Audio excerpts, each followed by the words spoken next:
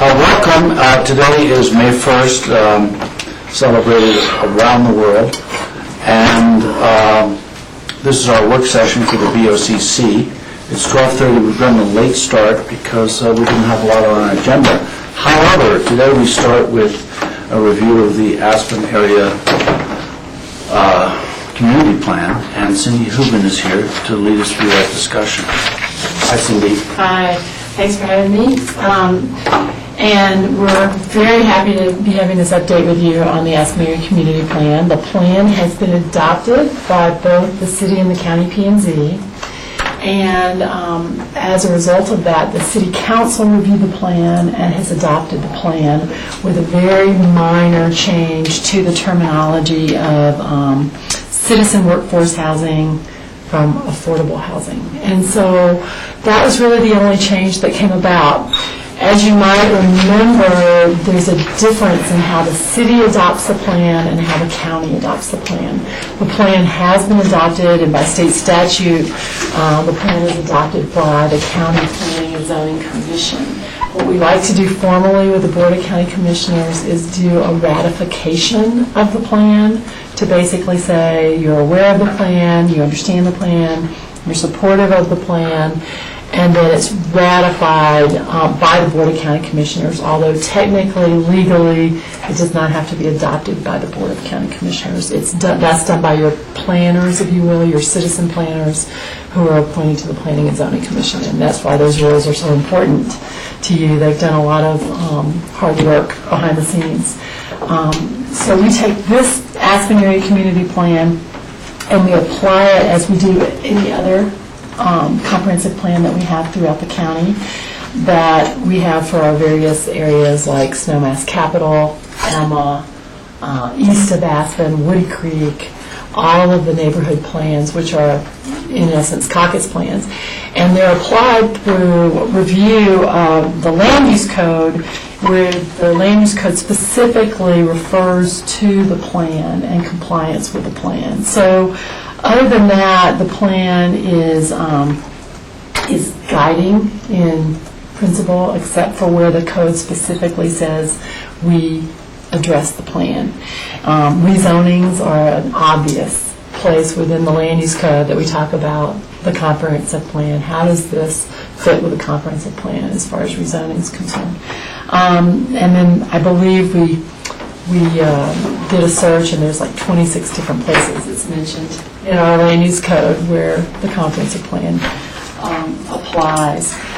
The points we'd like to bring to you today are, number one, anything that you have, any questions you might have, so please feel free to interrupt me through any of this. But the plan area, as you might remember, is our urban growth boundary area. And the urban growth boundary roughly is from the end of the runway to the edge, the eastern edge of town, out there by the preserve subdivision. There is one area of the urban growth boundary that has been adjusted slightly because there had been an error, if you will, earlier on where the boundary of the plan, as far as I recall and others, was to be at the end of the runway. But if you looked at the GIS maps, it really did it split the runway earlier. And so we have taken that line out to the end of the runway, but then along the edge of the highway, because there was a decision point to be made on the river side of the highway where the animal shelter and the snow dump are, we did not come across with the urban growth boundary there. We came up the highway and then where the boundary was originally, which is basically halfway through the snow dump property, and then back into the urban areas. The reason we did that was because, and this is something that is really applicable to the county, is that currently that property between, if you will, the snow dump and the Sardi property, the Sardi house, the one house that sits out alone in the meadow, is owned by the county. That's quote, the 10 acres everyone talks about, and had some potential in our facilities discussion for potential for future facilities. For a long time, the county kept that on the table. I think the discussion of late has been more that facilities should be within the urban core, but the Planning and Zoning Commissions both realized that that was a sensitive location and sensitive area for the Board of County Commissioners and all to think about. So that was the decision on that actual boundary has been deferred to what we called the West of Castle Creek land use plan, which is in the process of being developed now.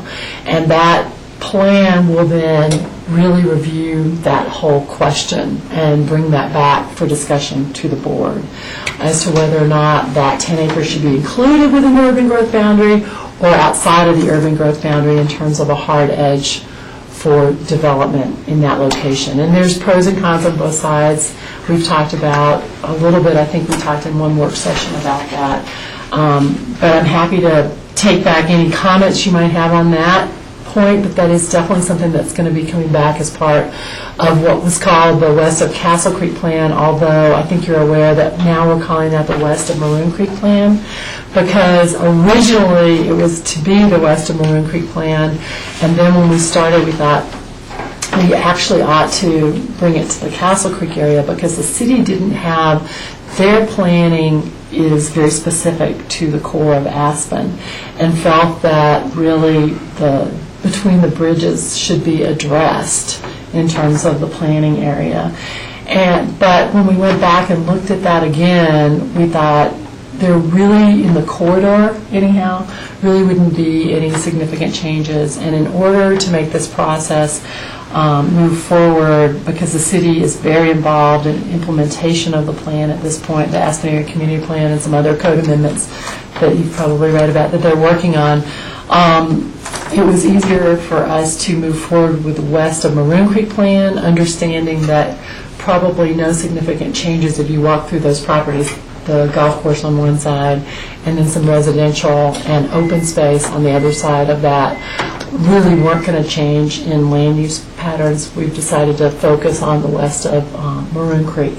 So when you see the West of Castle Creek here, we're taking direction from the Aspen Area Community Plan to go forward with the west of Maroon, but it has shifted to the west of Maroon. Cindy, let me ask you a question. On the boundaries of that portion that you were talking about, is it currently through the snow dump, or does it include the entire snow dump and the boundaries are essentially that 10-acre parcel? As far as I understand, we've drawn it around the boundary of the snow dump. Okay. To make it. To include the entire snow dump because of the activity there. Right. Okay. And let me ask you another question. What's the difference between adopt and ratify? Adoption is a very formal process by ordinance with the city of Aspen. And ratifying is saying that you understand the plan and that you're supportive of the plan and that you wish the plan to be the guiding principle for the urban growth boundary area.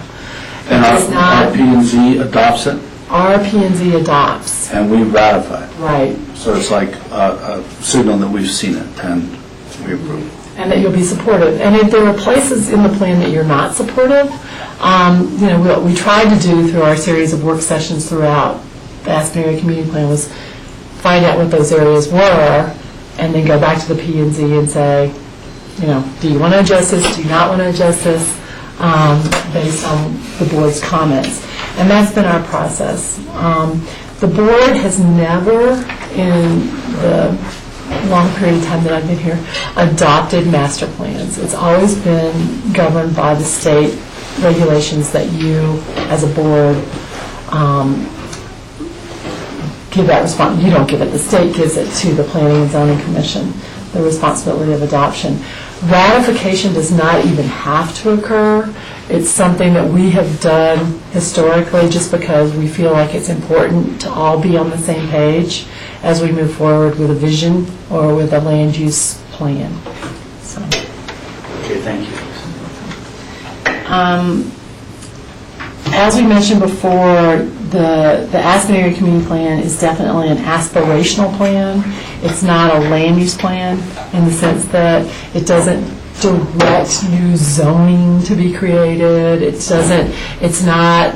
It might direct the prelude of that to lead us into some of that, but it's more of the overarching aspiration for the community in terms of some overall topic areas, such as the 8 topic areas of the plan: managing growth for the community and economic sustainability.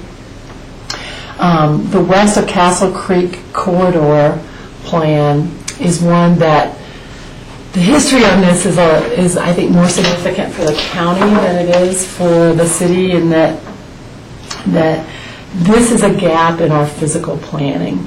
If you look at any of our other plans, they're all land use based plans. This area in particular doesn't have an updated land use plan. And the Aspen Area Community Plan has evolved over the years from a physical land use plan and character-based community plan into now the more overarching aspirational plan. So as planners, we feel like there's a gap for the county in our land use-based planning there. So we don't really have an updated plan right now that says the zoning should be this. We should look at rezoning this or that. There's a couple examples out there of properties that probably need to be rezoned because uses have changed, and or now they are they've kind of lived their useful life as their uses, and aspirationally things have changed around them. Should we in fact take a look and rezone certain properties? We spent a year and a half, I think it was, out at the North 40 fire station talking with the neighborhood about the Airport Business Center and about that whole area. It was supposed to be everything that was west of Castle, but the majority of the people that would show up for those meetings were more Airport Business Center based, and North 40 residential, airport. We talked about the access control plans. We wove all that kind of planning into the whole mix. And so... Can I ask you a question on that? On that process, so did you end up coming up with a sub-area management plan just for the Airport Business Center of North 40? Because the discussion was really centered around there. There were a lot of ideas in terms of what people would like to see happen or not happen. And I knew that was going to be part of the AACP, but I also thought it was going to be its own little sub-area management plan as well. The way that has turned out is that we will use all that information that we gain to be part of the comments as we go through the west of Maroon Creek planning. And the Planning Commission, I think, came up with a great idea of having activity nodes, and those activity nodes will include the Airport Business Center area as an activity node. And so all of that very specific planning that we got from the residents of that area will be incorporated into that planning node. And then we have the airport planning area node, even though that they will definitely relate to one another because the whole corridor relates to one another, obviously from a transportation perspective. But some of that work's been done now that we have the access control plan determined and some of the future light situations and future development appropriateness in terms of densities going into those intersections. So the planning activity nodes, if you will, are the Airport Business Center, which is broader than the formal subdivision of the Airport Business Center. It goes out beyond the Planet Earth property, and it goes down to this 10-acre parcel we were talking about that's owned by the county in that area. So then we also have the Inn at Aspen and Buttermilk planning node, and we determined that we really should have a pomegranate area node, just because of the future potential there. We need to look a little bit more into the future about that. Most of that is now within the city jurisdiction, but we want to take the airport, the west of Castle planning direction and aspirations forward, and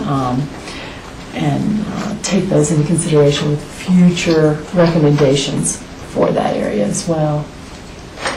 Some of those areas might not be right for change, but we want to say when they are, this is the aspiration, this is the zoning that should be in place at the time. Yes, Rachel? Michael, do you want to take questions at their end, or kind of as we go through? Or? So Cindy said that it was okay to interrupt her and ask any questions. Interrupt me anytime. But I take my cues from you, not Cindy. I know. Well, I'll agree with Cindy. We can interrupt her anytime. Okay, very good. I guess, I'm supportive of the process we've been in and understand it, but I am concerned about the zoning at the county land at the airport. It seems like we've taken a GIS mistake from the 2000 adoption or the 2004 adoption, whichever, and now kind of memorialized it as the way it should be. And, I don't foresee any sort of needs per se now for the county, but it's effectively zoned the county land as open space.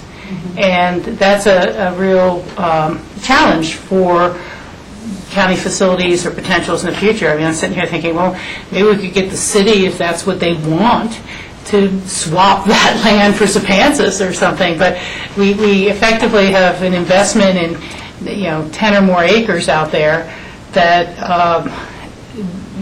cannot be used for county needs. And there will be those, whether it's 50 years out or 100 years out. It's interesting. I was on the city council at the time when we bought the land from the county for the snow dump, which is obviously a fairly urban use related to all the activities in the city. And so that's zoned for being in the urban growth boundary. The city could at some time decide to go back to snow melt and build housing there, or something like that, and rezone it. They own it. They have those location and extent powers of any property they own, even if it's in the county. And yet the county land is not. And, kind of makes me wonder, are we hemming ourselves in so much that we won't be able to provide the needs for the whole county? So that as we participate in the community plan appropriately for the interface with the urban and county areas surrounding that, we also have to worry about all county needs in a way that the city doesn't have to worry about. How do we get plow drivers up to Meredith, and how do we deal with sheriff needs further out? And I'm very concerned about that. I mean, that was one of the few things during the early discussions of the plan that we repeatedly gave feedback on about. And it just seems very awkward. It seems like we're doing long-term planning for the health and viability of the city through the community plan, but we're not doing long-term planning for the health and viability of county services in that, at the same time. Let me ask, let's direct that question to the other commissioners, because that's really where it belongs. How do the other commissioners feel about that? Rod? I just want to try to clarify what you just said so that I make sure I understand you properly, because I remember going through this, I think it was about this time last year. Yeah. And we were talking about whether this about 10-acre parcel should or shouldn't be part of the urban growth boundary. The northern side of 82 across from the place, what we're adding to the urban growth boundary. And I think, Rachel, you're making an argument that there's really good reason for that to be part of the urban growth boundary. Why have we cut that boundary back at that area, or not considered that for future planning needs for the county, just as we have for the snow dump area? Yeah, I mean, similar to that. I mean, on the one hand, I understand going into a series of nodes or sub-area master plans, whatever we'd like to call them, for the west of the Maroon Creek and now the Airport Business Center and the airport. But that input to that sub-area master plan is, again, going to be very geographically limited to a very small constituent area. And yet, that's county land to serve a larger constituent base, the entire rest of the county. Whether it's up towards Independence Pass or up Castle Maroon or up, either one of those. And yet, the recommendations and the fate will probably be decided by, less than a half-mile radius of input of people at the Airport Business Center. And so, I mean, that's a little bit how, I'm just kind of saying, are we just slowly sliding and slivering it away into a point where it's whatever the county needs in the future, and we're now just assessing that, what happens when the courts require the basement of the courthouse building, because it's their courthouse building, and we need to relocate sheriff and police. What happens, in all these different areas as the county goes forward 100 years? So I feel, I understand why people were saying we want to see that as effectively open space. It's been open for a long time. We'd like to see it be open space. But if that's where we're going, then we should be selling it to the open space fund so that we can use the money to buy something for county facilities later, or the city should buy it with their open space fund, or something. But we've effectively zoned what was property that could have had the activities that supported county services on it, to nothing. And, But the argument is with us, Rachel, it's not with Cindy. Cindy just does what we tell her to do. So let's... I'm not trying to argue with Cindy, but Cindy is the one who's heard the input and has sat through thousands of let's talk sessions to with the other AACP. commissioners. Let's talk to the other commissioners. Rob was trying to clarify the question. George, do you have a comment on it? I remember that conversation, not only with Cindy, but also with the P&Z, and we sort of went around and around, and I think it was actually a deliberate decision not to have that as part of this AACP at this point, and we sort of kept that door open for further discussions based on future needs. And since we didn't know what those future needs were at that time, we said, well, let's just keep that door open. We won't include it as this part of the process, but we'll come back and revisit it. And we always have the ability and the option to make that decision for the best interest of the county. I remember that conversation. Yeah. And that's where it stands today. Yeah. I just see it slightly differently. I see it that we have closed the door, and we've told future commissioners, you can go reopen it later if you'd like to. And because it's going to be very different. We can use our location and extent review powers as well as a county, but it's going to be you're upzoning the property. You're adding it to the urban growth boundary, you're upzoning it, you're doing all these things. So I think the door's been closed, and things take on a life of their own, just like this GIS mistake 10 years ago has now become memorialized as that's the edge of the urban growth boundary. And, I just... Let me clarify, the rest of Maroon Plan will address the boundary question. It was left in the Aspen Area Community Plan to leave it when that planning process, which is more the physical land use plan, takes place. That process has just begun with the Planning and Zoning Commission. And so this question, and one of the reasons it's great to get all your input now, is coming back to the P&Z now. We'll be talking about it next week and the weeks after that. So it's good to have your thoughts incorporated, because that's when the decision of the boundary for the west of Castle Plan will be made. So, Cindy, what is the zoning on that parcel? AFR 10, which is 10 acre. Right. 1 unit per 10 acres. Right. And so there's okay, so we haven't designated it as open space. No. And the zoning currently is AFR 10. Right, which is, again, inappropriate either way you look at it. But, so we want to look at it. And we are going to address it, or at least P&Z is going to address it, and when they do their node examinations. Exactly. We've had one site visit where, believe me, it's still on the table as discussion. I don't think the door has been as shut as you may feel on that. Michael? Yes. So in more clarification here, Cindy, what you're saying is that the AACP specifically states that the west of Maroon Creek plan will determine whether or not these 10 acres will be considered within the urban area growth boundary.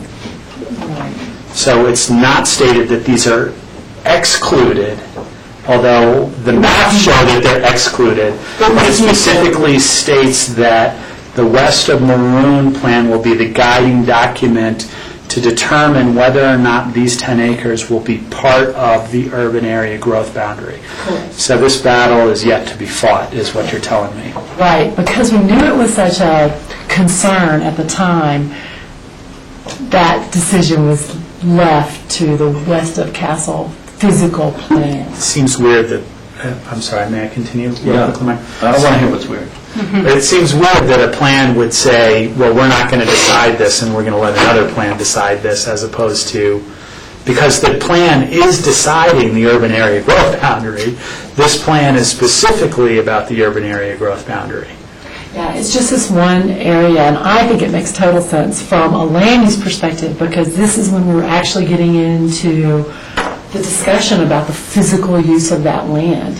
So if you go up and down the corridor, we're saying, okay, well, this is the appropriate zoning here or not. This is what this in the vision would look like here or not. So I, from a planning perspective, think that it is the appropriate place, because the aspirational aspects of the Aspen Area Community Plan are just too broad brush to really get down to the specific needs. And it's county land, so the county really ought to be planning it, not the city and the county. Yeah. Yeah, you know, I want to be clear that I don't see any development occurring there now, and I don't know that there should or shouldn't be. When we talked about before, I used the term a reserve zone, which I know some communities have. They'll have their urban growth boundary, and then they'll designate certain areas adjacent to that as reserve zones, so that there can be potential, if certain triggers are hit. And, you know, maybe that's a little bit of the dialogue, is if there is enough space available for the county to maintain and continue its services within the city limits, then it should. I've always been an advocate of that. But at the same time, if we continue to see perhaps other doors close, and that's the only opportunity that a future board has in 25 years, they can take advantage of the reserve zone of their land. But, you know, I think that it would be helpful for all of us to have a little bit of history of, you know, when did the county buy it?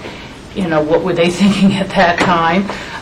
Again, I understand the whole concept and why we may want to see that, you know, somehow sterilized permanently, if that's what, but there has to be something in exchange for the value of what the county had originally invested in the county's original, you know, long-term vision on that property, if we're going to do that. And that's kind of what I see, is, you know, maybe that door should be shut forever, but if that is, what are we leaving the county in the future? And so, you know, I can see that if, you know, because the city is currently at least listening, I don't know how loud it is, to the proposal to put a hotel on the Zepansis property, and others are saying, let's put affordable housing on Zepansis property. And all those things would, you know, square so tightly in here that I don't know what opportunities the county would have in the future.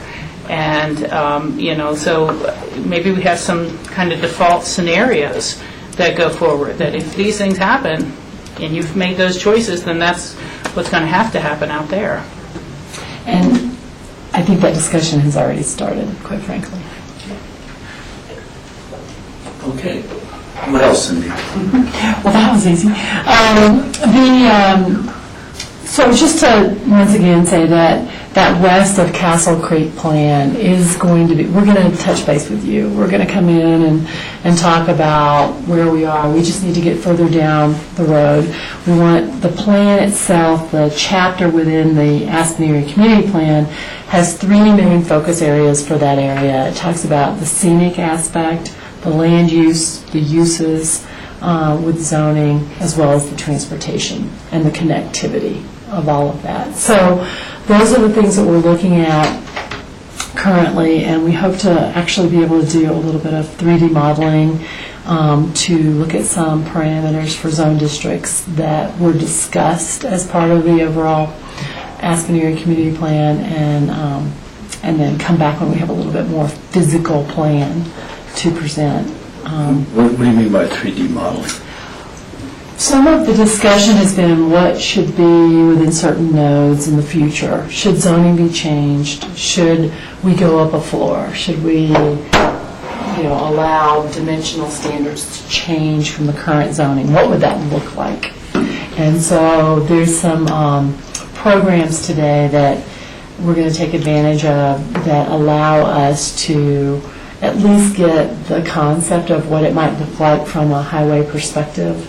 If in fact there was another floor allowed, or if in fact the setbacks were changed, or some kind of dimensional standard within what we know today changed, what would that look like? And so there'll be alternatives drawn, physically drawn, for the Planning and Zoning Commissions to take a look and see. So that's part of our planning process.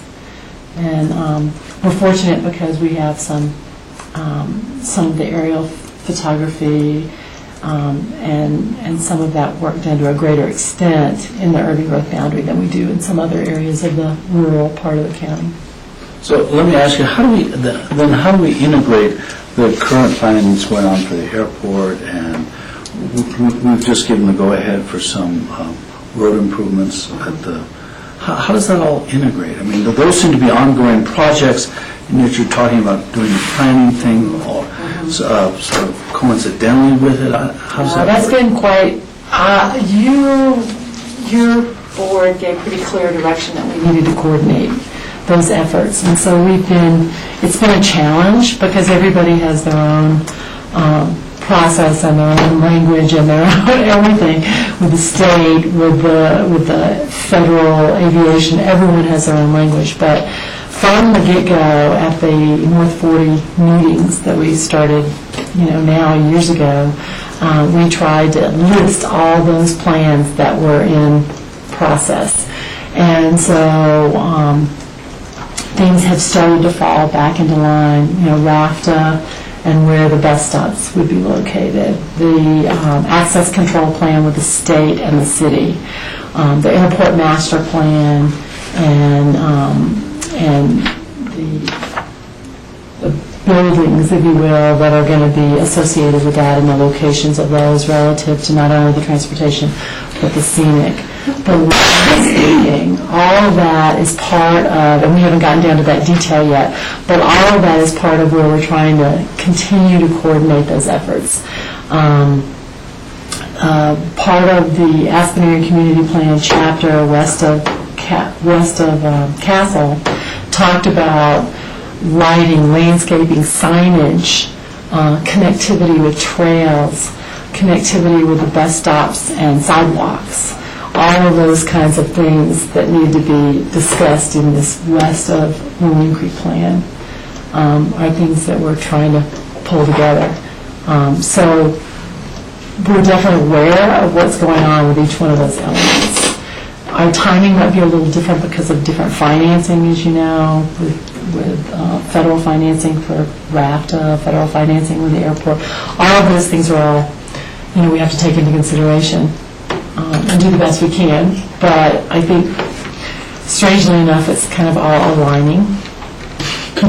So you have these plans in place, and they seem to be somewhat independent of what you're talking about. So then, really, if the airport comes up with a plan that the P&Z doesn't like, what's the process there? Well, we've been coordinating, at least on the staff level, the direction that I've had so far has been based on the Aspen Community Plan, broad direction. So whenever anything happens with the airport master planning that looks like it may or may not, align with what the Aspen Community Plan talks about, we discuss that at a staff level with the airport staff. And we have, because that is such a big project for this area and means so much relative to the connectivity with other transportation issues and with the visual and the scenic views from the highway, we've asked the airport to be involved in that process. They'll be coming next Tuesday when we get into a little bit more discussion about the specific nodes and how the plan coordinates with that. And then they'll come again on the 15th to give an overview to the Planning and Zoning Commission about where they are with the master planning process. So that coordination is definitely going on. Okay, and then what about Buttermilk, the planning going on there? They've begun their application process. They have submitted That's the ski company. Right. The Buttermilk base area master plan has been submitted, and that will be reviewed. It's on the agenda, I think, in June or July. I think it might be. I can't remember. June or July. And so that timing, again, is appropriate. Given what we know about that request and what we know about the Aspen Community Plan and the concerns, I think that's all coordinating pretty nicely right now. Now, some of the future zoning aspect of that whole node are still things we need to take into consideration. It's not just the ski company's property, but it's the Inn and Aspen property, and it's the properties in between for the view planes that all have to be coordinated. Right. So it sounds like those development projects, the airport, the Buttermilk, are outstripping the west of Castle look at things. The west of Castle plan will actually be following those things. To a certain extent, that's correct in terms of the adoption of the plan, but we have the guiding west of Castle chapter in the Aspen Area Community Plan. So we have some guidance there. Okay. Any questions? Yes, Rich. Well, we have some guidance there, but if there was an application, wouldn't it just go under the old land use plans, the old code, and not the new code? Correct. So, that's kind of, it gets to Michael's point. That's been one of the We're just seeing that in the frustrations. city right now, where they're thinking about changing the code somewhat, and they are now seeing a huge number of projects that won't comport with that new land use planning. That's been one of the frustrations in the Aspen Area Community Plan taking so long. And from the very get-go, it's been the frustration because we've wanted to do a land use plan, but we couldn't do the land use plan until we had the guidance from the overall Aspen Area Community Plan. That has been one of the greatest frustrations. What is the timeline August. to have something adopted? The minute the Aspen Area Community Plan, or actually before the Aspen Area Community Plan was finalized, Ellen and I set out on the mapping and pulling together. We already had a lot of the existing conditions reports and getting things in order to be able to kick this off with the Planning and Zoning Commission. We've done a site visit. We've done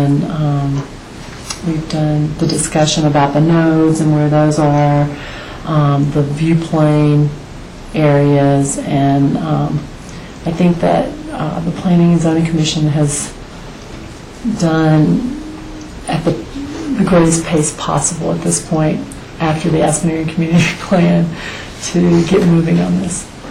But I couldn't agree with you more. It was one of the frustrations. Okay. Okay. So, as far as any other of the, how are we doing on time? As far as the other areas of discussion, I think managing growth and sustaining the economy chapter is something that we wanted to bring forward to you, because I think the plan very specifically discusses the fact that Aspen as a resort economy needs to be looked at in more detail as far as maintaining that resort economy and focusing more on that. Past plans have focused on a balance between community and on resort economy. And past plans have maybe balanced that out even a little bit more. I think that this plan has a recognition that the economy is based on the resort, and we need to address that and those issues that follow with that.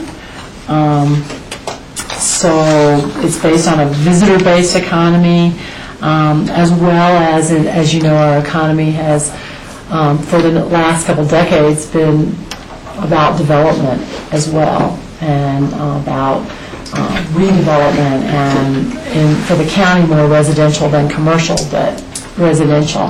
The plan addresses house size only to the extent that it addresses it relative to controls within environmentally sensitive areas. It doesn't try to bring up the whole house size limitation issue with any specific square footages here, but it does address it relative to scenic and sensitive environmental areas and potential need to reduce house size if in fact any of the scenic or the environmental issues are jeopardized.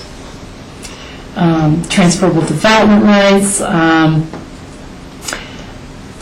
Once again, you know, we need to look at that and how that works in coordination with the city, and so that's brought up in the plan. Pace of construction, again, you know, it's a hornet's nest of issues that are involved with that, but the planning and zoning commissions were very strong about wanting us to take another look at that and talk about pacing of construction.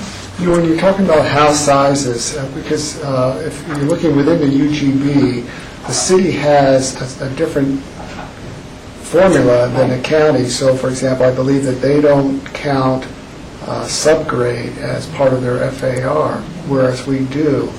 And so how do you sort of balance that if you've got a house here and right across the line is you enter county property, but you've got different...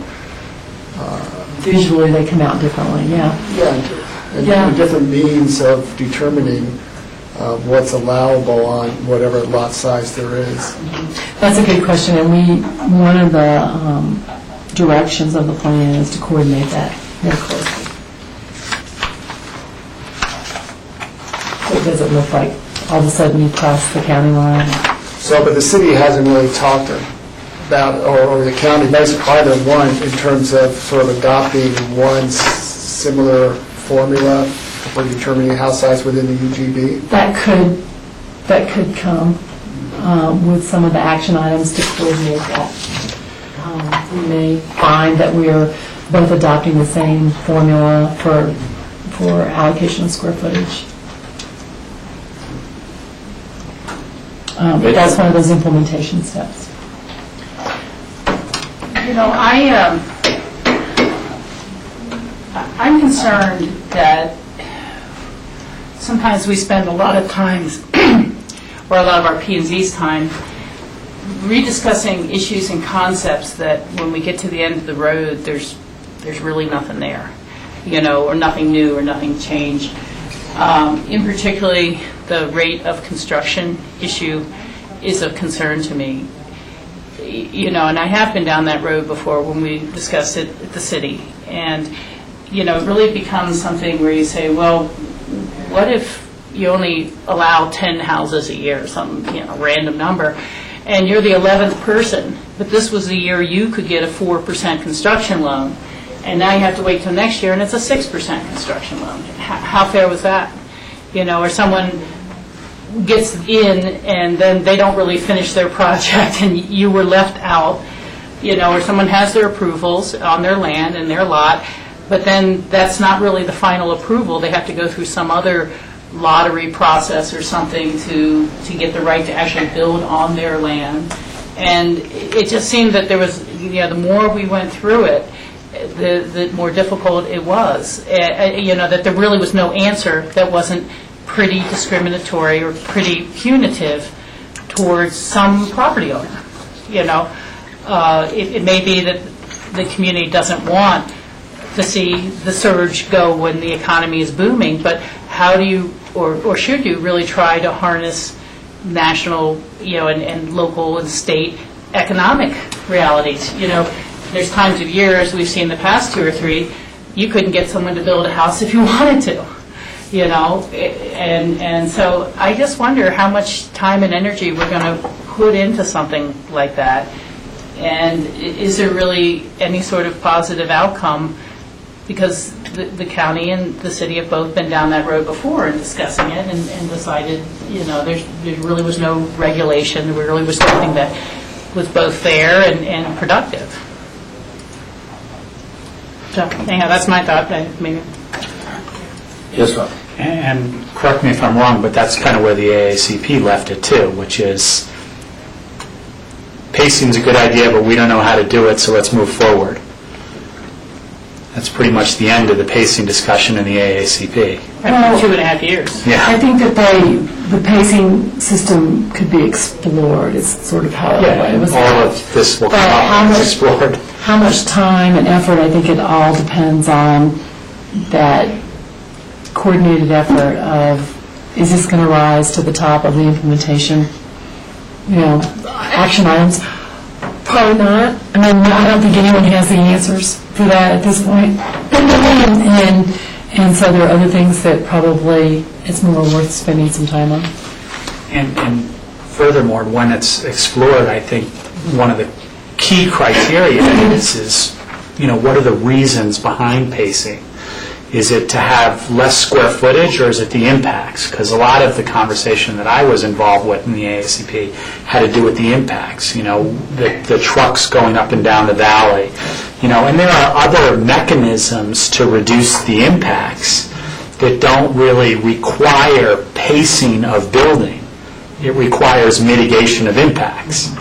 And that's listed in the AACP as well. Okay. Michael?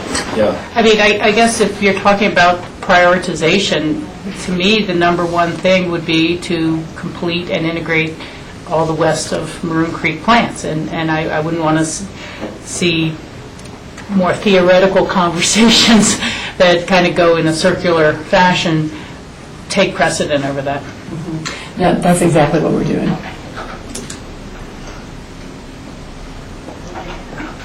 Let's go. Right. We talked about the west of Castle. We talked about a little bit with the entrance to Aspen and some of the decisions that have been made as far as the various planning efforts. In that regard, housing, once again, the need for housing, there's not a specific number associated with a goal, if you will, for affordable housing numbers within the urban growth boundary, but it's obvious that there's still a need, and so the plan addresses it in a non-specific way in that regard. I think that the environmental stewardship part of the plan has been beefed up, and then the last but not least is the lifelong Aspenite section, which we really appreciate all of the help with the 70-plus individuals who've been involved from the Health and Human Services perspective of integrating more of that part of our community into an overarching community plan. So now if you read the plan in the Lifelong Aspenite chapter, it includes a lot of how we as a community look towards the future of our some of our health and human service needs in the community and where we should go forward. So the next steps, if you will, are that we will bring back the plan to you for ratification so that in fact we can hopefully glean your support and move forward with some of the implementation items. We have already moved forward on the rest of Maroon Creek planning, and some of the other land use code amendments that we can take as we go relative to the west of Castle Creek. Yes, sir. Two questions, or I guess one is kind of a request for information, but one question regarding the housing, the change that the city made to Right. workforce housing versus, what was it? Affordable housing. Affordable housing. It's citizen. And I know we've used a lot of different terminologies. Yeah. That change was made by the city before they adopted this plan. Right. So are we adopting a different plan, or are we ratifying a different plan in what's being presented to us? Or has RP&Z re-adopted a new plan with the changes recommended by the city? My understanding that the city, P&Z, has accepted the citizen workforce housing title, and therefore, my assumption is that RP&Z is fine with that as Okay. well, and that we would be adopting a plan that states citizen workforce same. housing. So Citizen workforce or citizen affordable? Citizen workforce housing. one process is that we need to figure out whether or not that jives with us. The other request for information that I have is, you mentioned the 26 places in our code that refer to the Aspen Area Community Plan, and I'm assuming because the code refers to the Aspen Area Community Plan specifically for direction, those portions of the Aspen Area Community Plan are somewhat regulatory, and I'm curious what exactly those 26 were, if those could be outlined to us. Sure, and That's we- important. I think that's been in the past packet, okay. and I'm happy to bring that forward again. Thank you. And just to clarify, it doesn't say specifically Aspen Area Community Plan, it talks about comprehensive plans. Okay. So that is our overarching umbrella for any of our comprehensive plans. It could be Emma, it could be Woody Creek, it could be. Yes, George. Maybe we're on the same question. Yeah, probably. On your first page, Cindy, on the background, where it says city council adoption, the last sentence, it says, while the P&Z used the term citizen workforce housing in place of the term affordable housing used in previous AACP, city council directed staff. Oh, we're back to affordable housing. I'm sorry, you're right. It's affordable, it's gone back. It's gone back. I got that confused. Okay. You're right. So it is back to affordable housing. Yes, Rachel? Oh, same question as George. Thank you. And I'll get you that list of places that the code talks about comprehensive plans.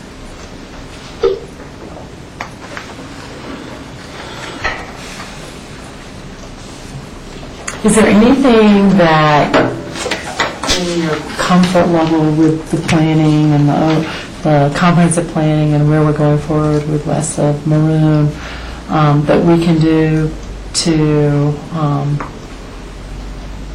inform you, bring you along, include you in that process a little bit more? I think Michael's correct in that you have your hands on all of the various planning processes that are going on, like the airport and the highway and RAFTA and all of those things, but other than what I've mentioned, where we'll come and once we have a little bit more physical planning alternatives, is there anything else that we can do to? Just the same, George. Well, what I'd be most interested in is the P&Z take those and integrate those. I mean, you have talked about, well, we're on top of those planning processes. And rather than reinvent a planning process for the west of Castle Creek, is to take those existing conditions, essentially, and look at them. And then where they're not having processes, to deal more strongly with those processes. That's my only suggestion. And I think that's functionally how Yeah, I was going to say the same thing, to come back to us with integration, and maybe with some overlays of all these little nodes and how they all sort of, because as you say, we're looking at them in a piecemeal manner, you're looking at them So of a much broader perspective, so to get that broader perspective, which we're not getting at this point, would be really helpful. Anything else for Cindy? Cindy, thank you very much. Thank you. That's very good. So we'll take a 5-minute break, and then we begin our citizen board interviews.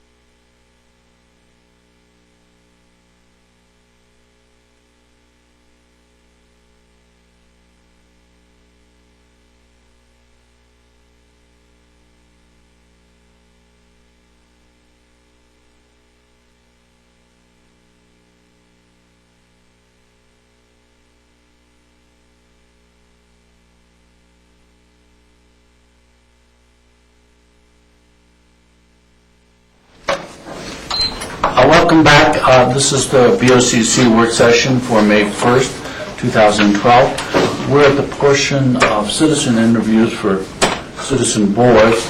We're going to be interviewing Lonnie Thompson for P&Z. Welcome, Lonnie. Thanks for being here.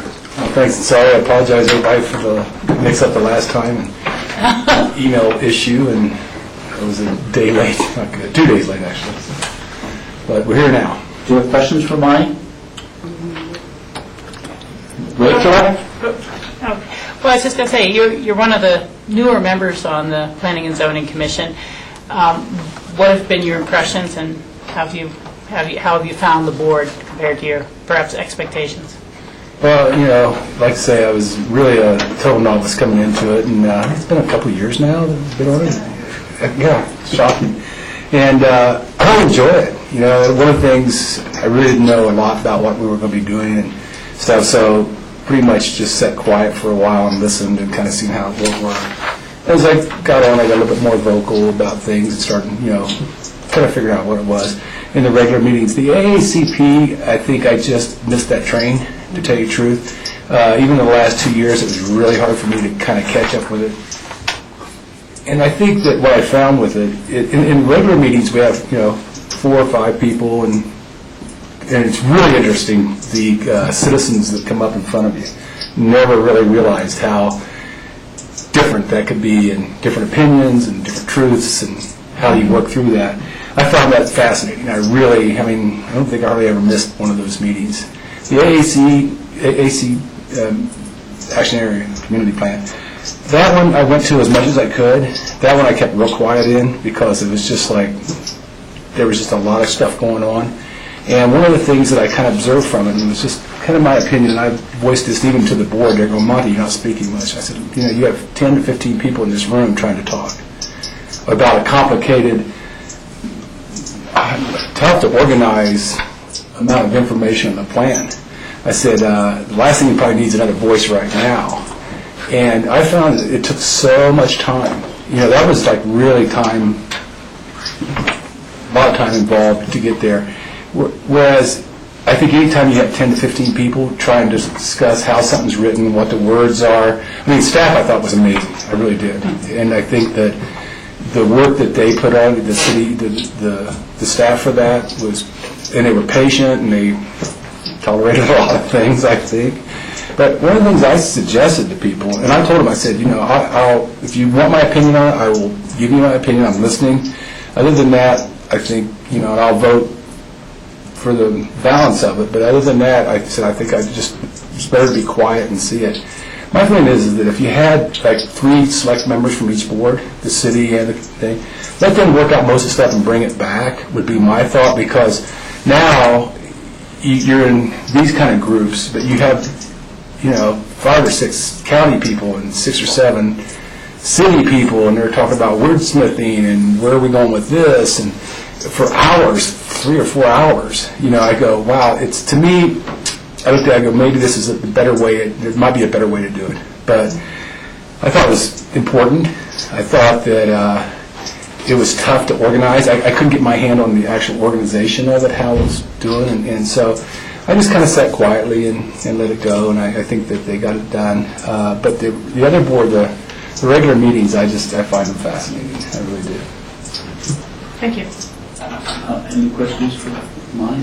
Yeah, just to follow up on Rachel's question and your comments regarding the AACP, because we just had a nice conversation on the AACP and with Cindy, and one of the bigger challenges coming up next is the West Castle Creek management plan, which is sub-area management plan. Hopefully it's not going to be as complicated because you don't have joint partnerships, but that still is going to require probably a lot of time focusing on that.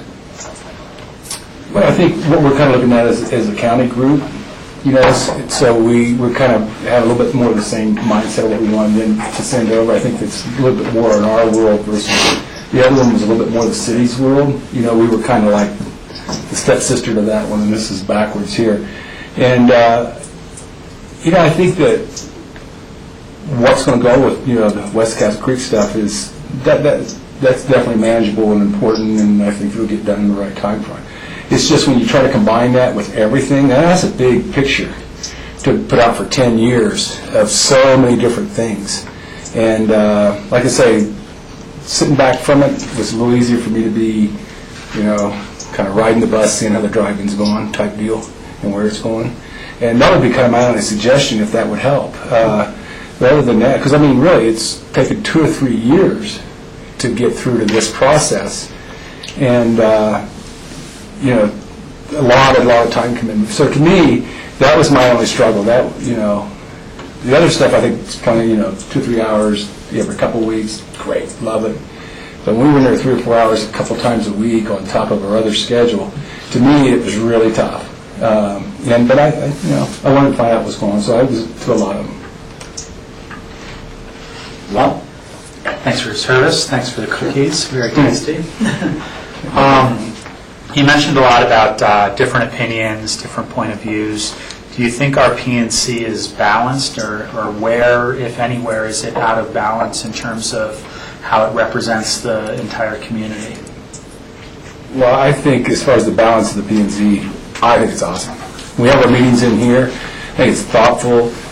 Probably need a little bit more attendance from more people. We're a little short on, we're hitting our about every time. And I'm pretty religious about being there. I'm there, I think, probably about almost most of the time.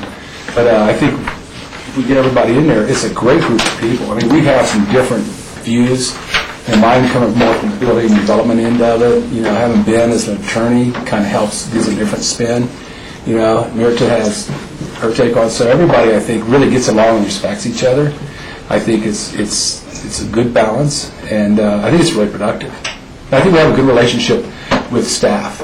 I personally, staff knows more about it than what we do. So I listen to what they have to say. I give it a good weight. But I think it's been great. Rob, let me ask you, what do you mean by balance? Well, I've always said that when you get a board of people together, our board, the P&Z board, any group of people, if everybody has the same opinion as they walk in the door, there's no discussion. So you don't brainstorm and come to a higher level of discussion if everybody has the same opinion. So I guess that's what I meant by balance. That's what I'm trying to get. I've been asking that question of all the P&Z That's a good members. question. And to me, if you have our county is very diverse, in my opinion. There are people that have very different beliefs, and they all should be represented, and we need to make decisions, or other boards need to make decisions with all of that in mind sometimes. And they might end up with the decision that all those people with the same opinion have when they come in the door. But if you have different points of view, diversity, you have a better discussion. I think also the diversity of who they are and what they do in town. That's kind of what I thought you meant. Yeah, and that's part of I it. think that's really important because we get, I don't necessarily see it from the legal point of view that Ben sees things differently, and he does. He brings some stuff. It's great. And versus, Mirta and what other people do is, and I don't even know what they do sometimes, but you can just tell it's a different type of thing what I do. So that's what I think the balance is we're getting different types of careers or personalities and stuff. But it's very harmonious. It's very respectful is what I like about it. There's never any... And, John, he's been at it so long that, it's great that he kind of runs most of it most of the time and has a really good sense of organization for it, so we stay on task. Any other questions for Monty? Yes, Rachel. We've made a policy of kind of re-interviewing people for planning and zoning and open space and trails because they are very significant and important boards with a lot of authority within the county. And so in some ways it's a chance for us to check in as much as anything with how you feel the board is functioning. Are there other additional tools or support that you feel the board needs in order to fulfill its functions, its obligations? Not really. Staff briefs us really well on it, so it's not like, if you don't get your reading in, it's not like you can't pick up on it pretty quick and find out what happens. They're, articulate and prepared. I think that the only thing that I would see is and do we really need more people there? I don't know. I think anytime you get up to a certain number, it's good. Like 5, 3, 5, 6 or something.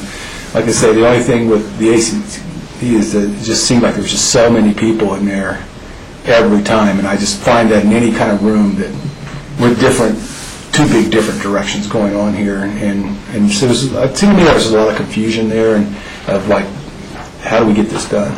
But nice people, and I haven't found anybody that, didn't like everybody.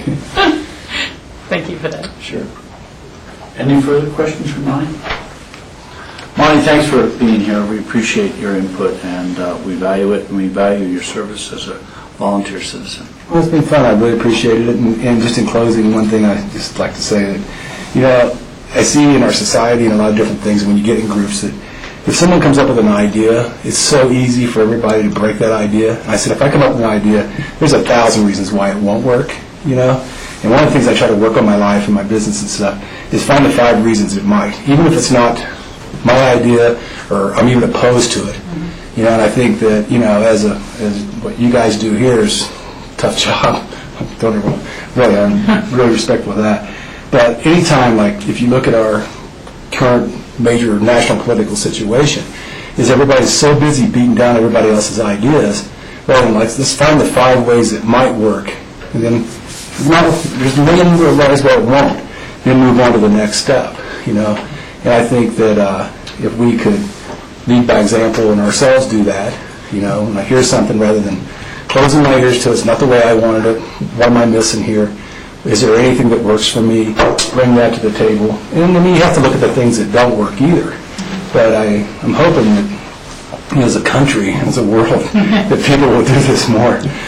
So anyway, that was my last little huge political statement of the day. Thank you, Monty. Well, thanks, guys. Thank you. Enjoy the cookies.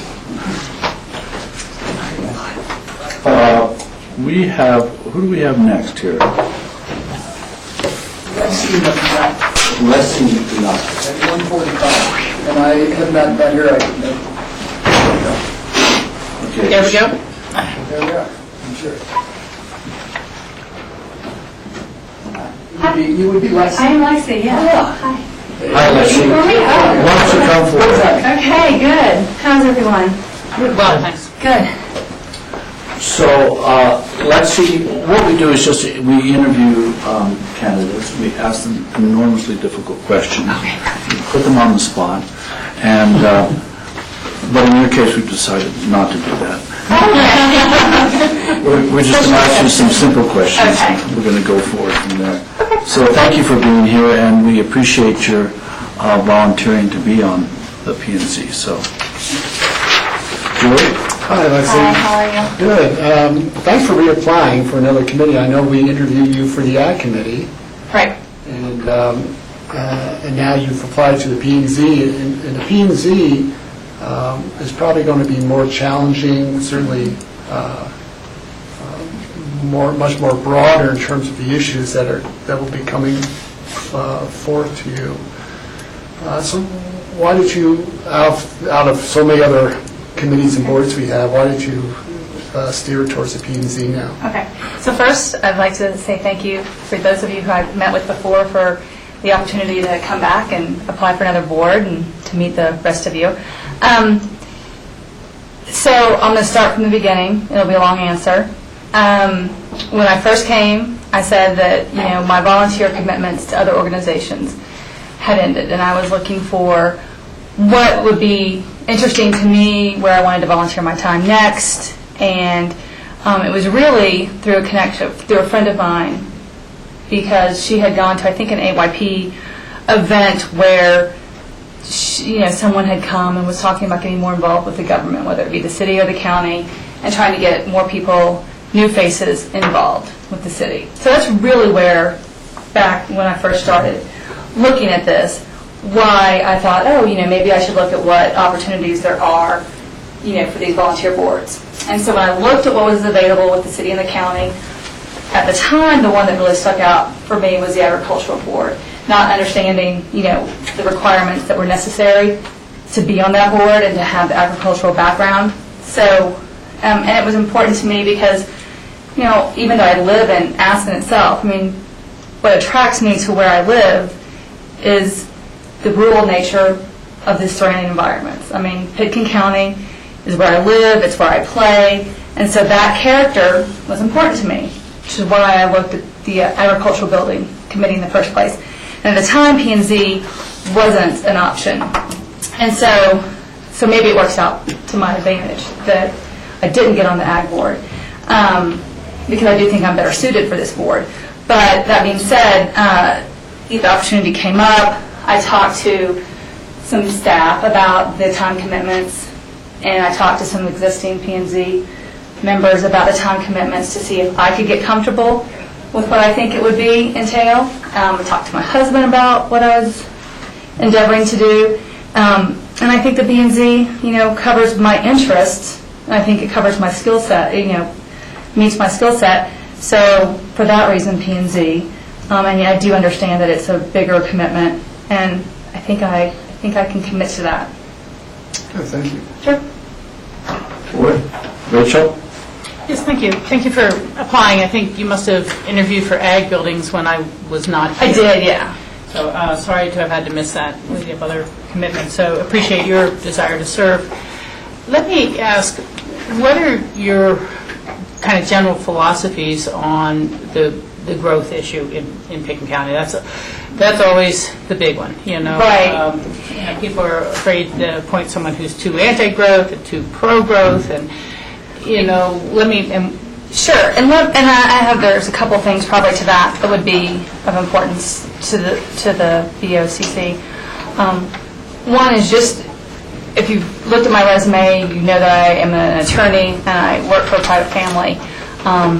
So that family doesn't own any land in Colorado. So there's no sort of issue with respect to conflicts of interest or anything like that, specifically as it relates to my interest in this committee or my opinion in terms of growth. It's going to be a generic answer because I think specific answers are best done thoughtfully with a specific look towards the land use code and a specific application that's being brought to P&Z's attention. So I wouldn't want to give too specific of an answer because I don't know specifically on specific issues. Generally speaking, slow growth is probably slow and conscious growth. I do think that we have to, I think it's important to grow. I think it's important to grow well and accommodate sort of the community as it gets larger. But I think it needs to be a reasoned approach. I most generally don't like knee-jerk reactions to issues because I think they lead to short-term results that don't necessarily think in the terms of the long term that we need to have a plan for the community. So I think I would say slow and thoughtful would be my general answer. Thank you. Mm-hmm. Can I follow up? The other question, which I think you'll probably handle quite well, but it goes along with this, is the question of how well do you deal with conflict and saying no. You have people who can make very appealing cases that if I can't get the extra 1,000 square feet, I lose all my money, or this and that. And how well do you deal with the living with a no? Yeah, I can live with a no. I don't have a problem with a no. I deal with conflict a lot in my prior job and my existing job, and taking the position is something that I can, if I've done the research and I feel comfortable with the position that I've taken and I think it's on the merits, then I'm comfortable with my decision. Thank you. Ron? Thank you for applying. Another thing that P&Z does is they kind of work through things to changes to our code, whether it's the AACP, the agricultural stuff that just went through was all kind of vetted and worked on and molded by P&Z before it comes to us as a board for final approval. In your research and that sort of stuff, is there any areas that you feel our county code has reached too far or potentially not reached far enough? And it kind of piggybacks on the growth question. I don't know where I would say specifically, what you've done correctly or incorrectly in my point of view.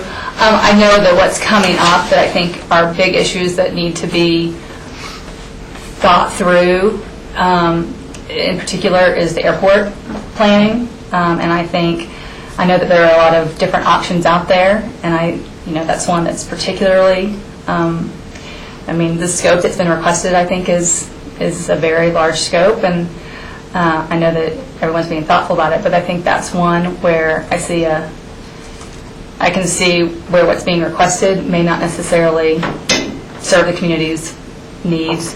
But again, I haven't looked at it in connection with the code, so I couldn't tell you whether I think it meets with the code the code as it's set forth or anything like that. Thank you. Lexi, just an update on the airport. Right now, we haven't decided on the size of anything. Right now, it's just a space reservation. In other words, in this particular space or this area, we'll put the terminal, right? So, Right, yeah, this I particular did space. realize, yeah, I do know that. So we're not yeah. really, nobody has decided on the size of anything. Oh, no, I think it's just what's been suggested or what's been, Well, it's just a space reservation Okay. process. Nobody's suggested that we do build anything of any size right now, so, okay. just so you know.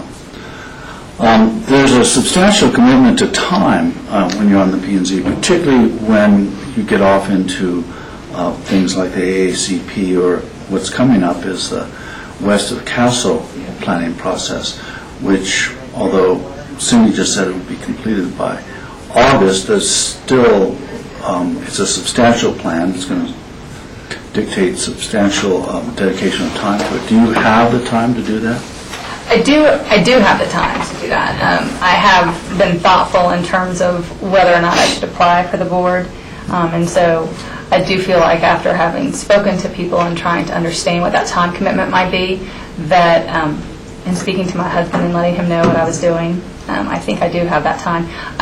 My job is, pretty much within the parameters of 9 to 5, and there's a lot of flexibility within that.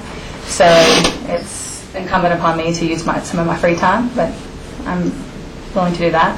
Great. Yeah. Great. 5 is the time. Yes, I understand that. Okay. And look, I'm here at 1:45. My family doesn't actually live in town, so I get to, like I said, they don't own property here, right? So When you say my family, the the family people I you work for, represent. the family that I work for, right? So I have a lot of flexibility. Okay, great. Any other questions for Lexi? Rachel? I don't want to short circuit, George, if you have. No. Okay. Well, first, I would also like to kind of add that I received a brief email from Myrta Mallory last night to recommend you highly, and say she's been working on you. She has been working on me for quite some time, yeah. She just said she thought you'd bring a good perspective.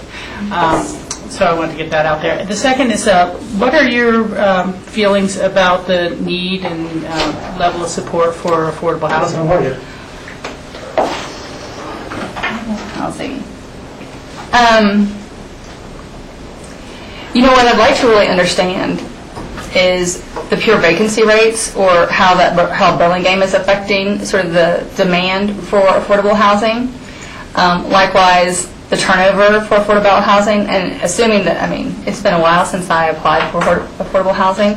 At the time that I applied, it was just blowing and going, and I don't think there could ever be enough affordable housing. So I guess I would kind of need to understand specifically what those turnover rates are. I do feel that if you are building in this county, that affordable housing is part of the requirement and should not be taken lightly, and I think that it should, be provided, and I just don't know how much affordable housing, what the need is, per se. But I do think that it's an important aspect to have, an important component in terms of development for the private sector to provide. So is that something that you feel should be a short-term view plan on that, or a long-term view plan on housing? Yeah, excellent. because I did say, I think it should be long-term. I mean, and I guess, but the long-term growths of the community have to be taken into account too. So I'm not sure, is the community growing as quickly as it used to be? I mean, and so I don't know, and what's the anticipated growth rate? I don't have a specific answer. I couldn't give you a specific how many units I think there should be. I do think that it needs to be part of the plan. Thank you. Thank you for applying. Any other questions for Lexi? Lexi, thank you for coming. Thank you for submitting yourself to this interview process. Thank you. Okay. Well, nice to see you all. Bye-bye. The next interviewee is Steve Stunda. Stunda? Why don't you come forward, Steve?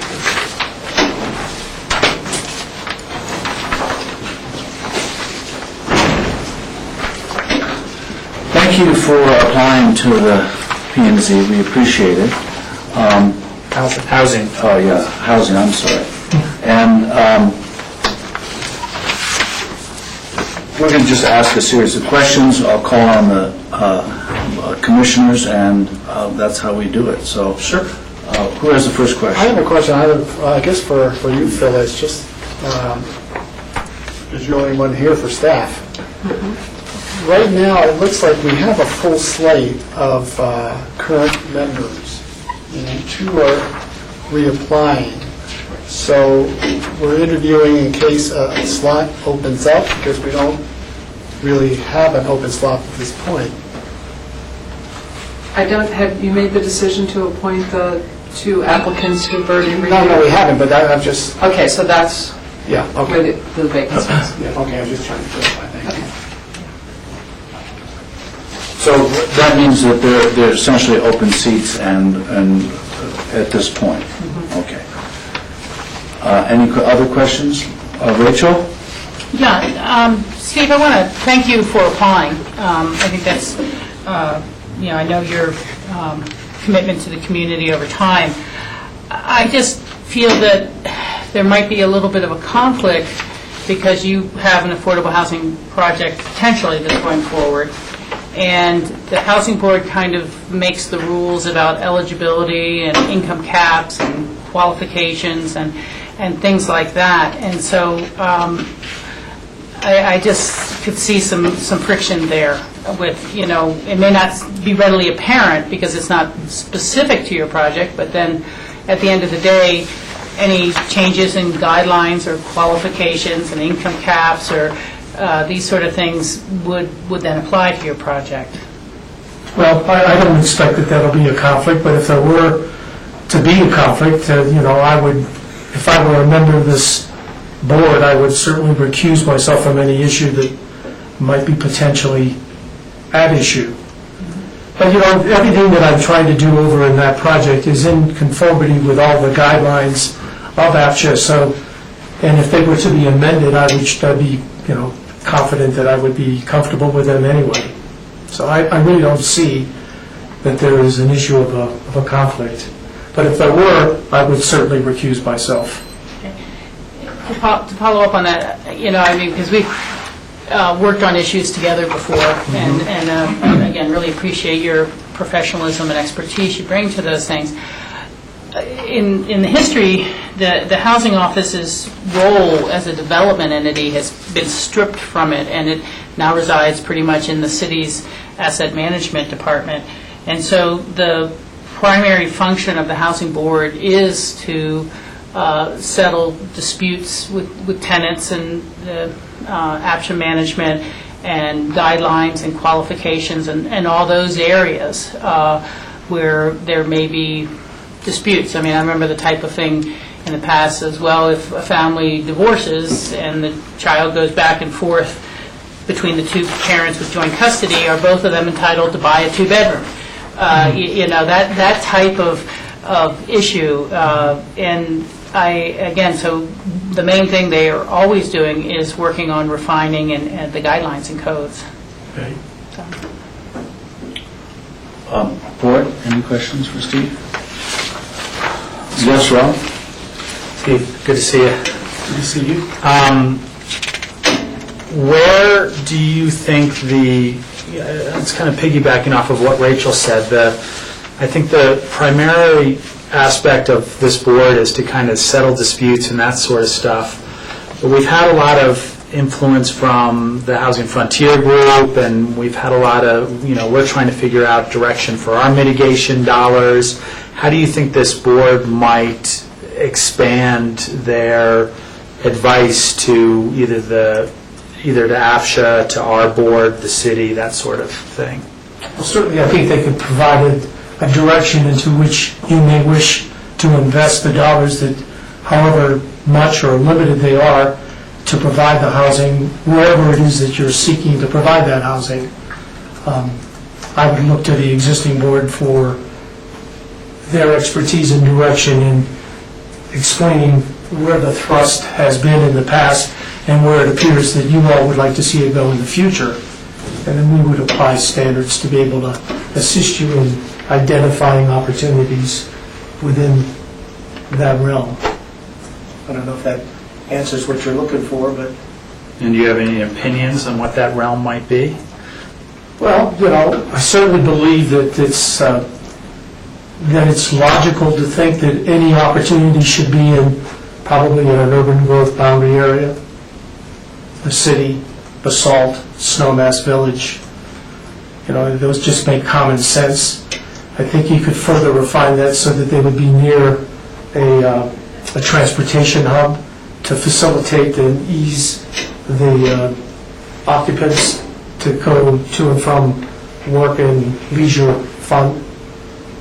So yeah, I think those things would come into play. Those are logical, I think, consequences of the evaluation process. George? Steve, you've been in the community for about 10 years now? Actually, I've been here since 1962. Yeah, but not full-time? Full-time for the last decade, that's Yeah. correct. What other community involvement have you been in?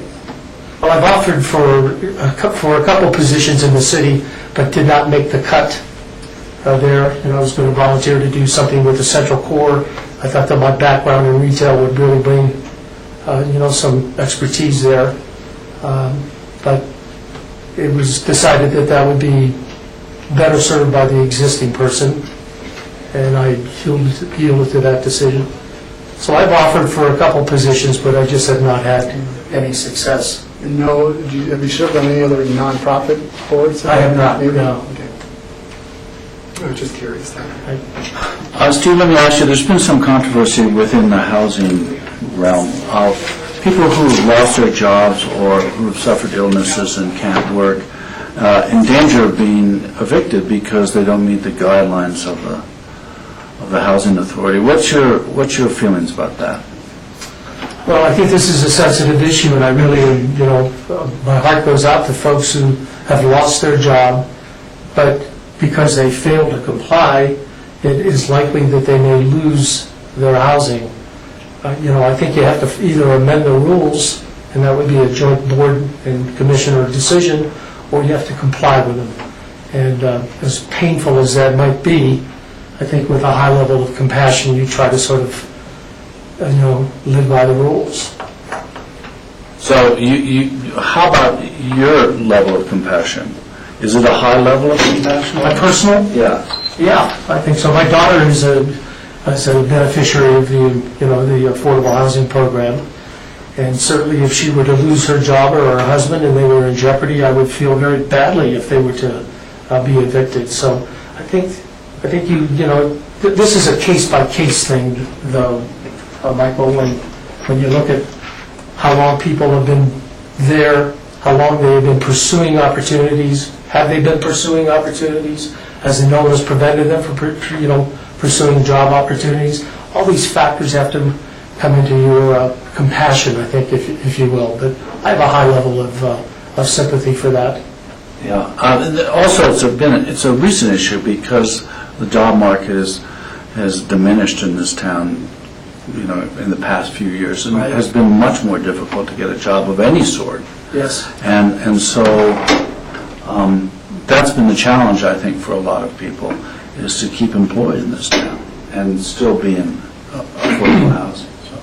Any other questions? Kind of along those lines too, we've got a elderly bubble happening as our population ages. You know, what, if any, do you think our employee housing or affordable housing, as we're calling it in the AACP, should work in to meet the needs of this portion of the community?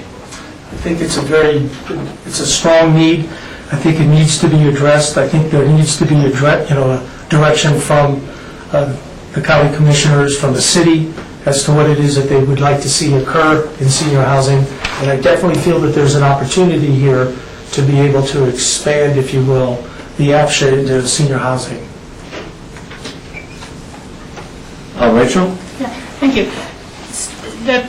This is kind of following on that question and that answer. Do you have a sense of, I mean, you've already shown support for the urban growth boundaries, things like that.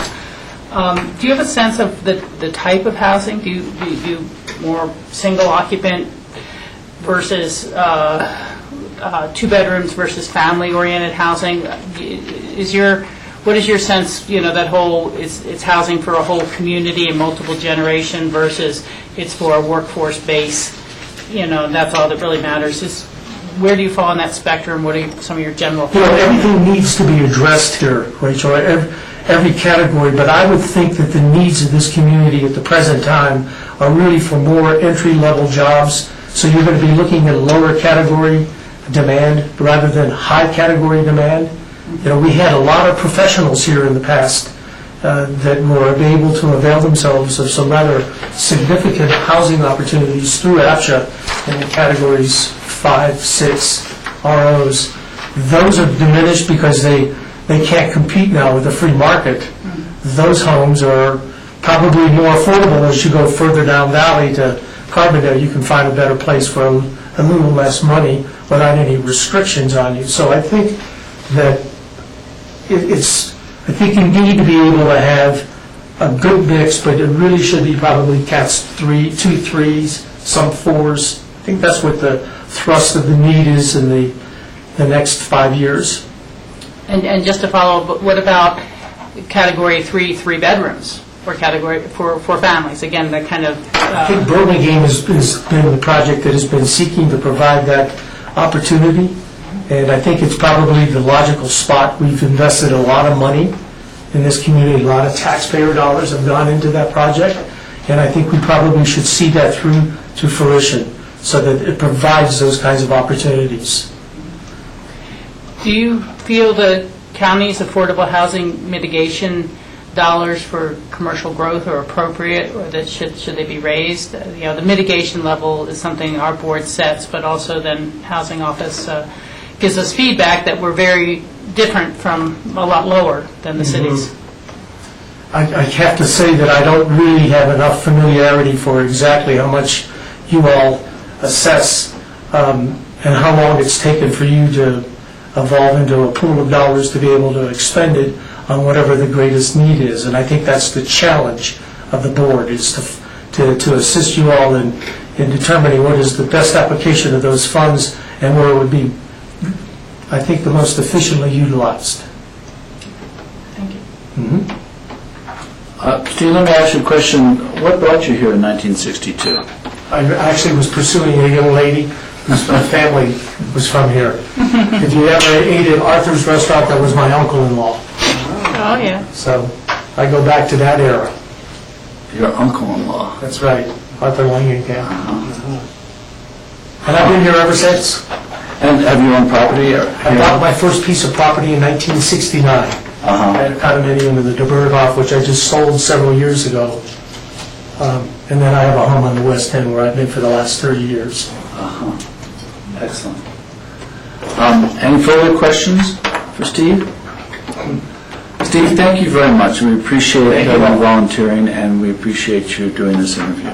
Thank you for your consideration. So, Board, we have scheduled a break at 2:15. Do we need a break? Should we take it? Yeah, George? Well, I have a question, though, just for my first question. So we've got, again, we've got two current members who are out on Housing Board, and they're going to be reapplying. We've just interviewed one person, but I don't see those other two people anywhere in the next month that actually have set up a time for interviews, as I looked in future agendas. Well, and I saw that too, they weren't listed on And the all the way through June. on the roster, so let me check with staff. Yeah, okay. 'Cause See if I can check on it. all right, thanks.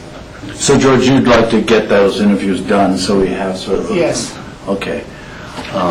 Richard, do you have a I question? agree with that. Okay. So the question now is, do we want to take a break or do we not want to take a break? Or do we take an abbreviated break? Take a short break. Okay. Do we want to take a break till 2:30 or Let's take a 2:30 break. Okay, that's a 20-minute break. Can we handle it? Yes. I think we can. Okay. Mike, we're going to be back at 2:30.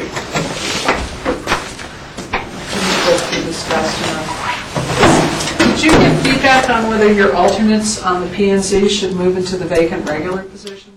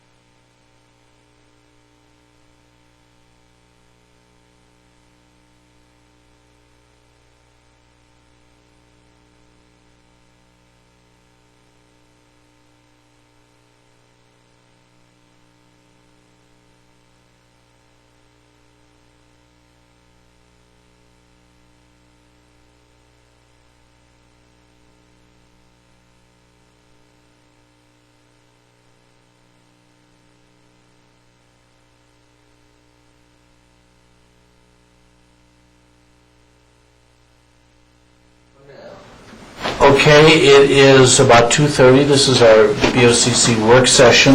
It's May 1st. We have a cake here for me because it's my birthday on May 4th.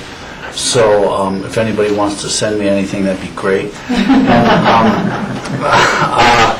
But really what we're here for is our memos of interest, and we have numerous staff here to talk about that. The first item is the landfill scale house staffing. So, Chris, why don't you come forward and tell us what that is?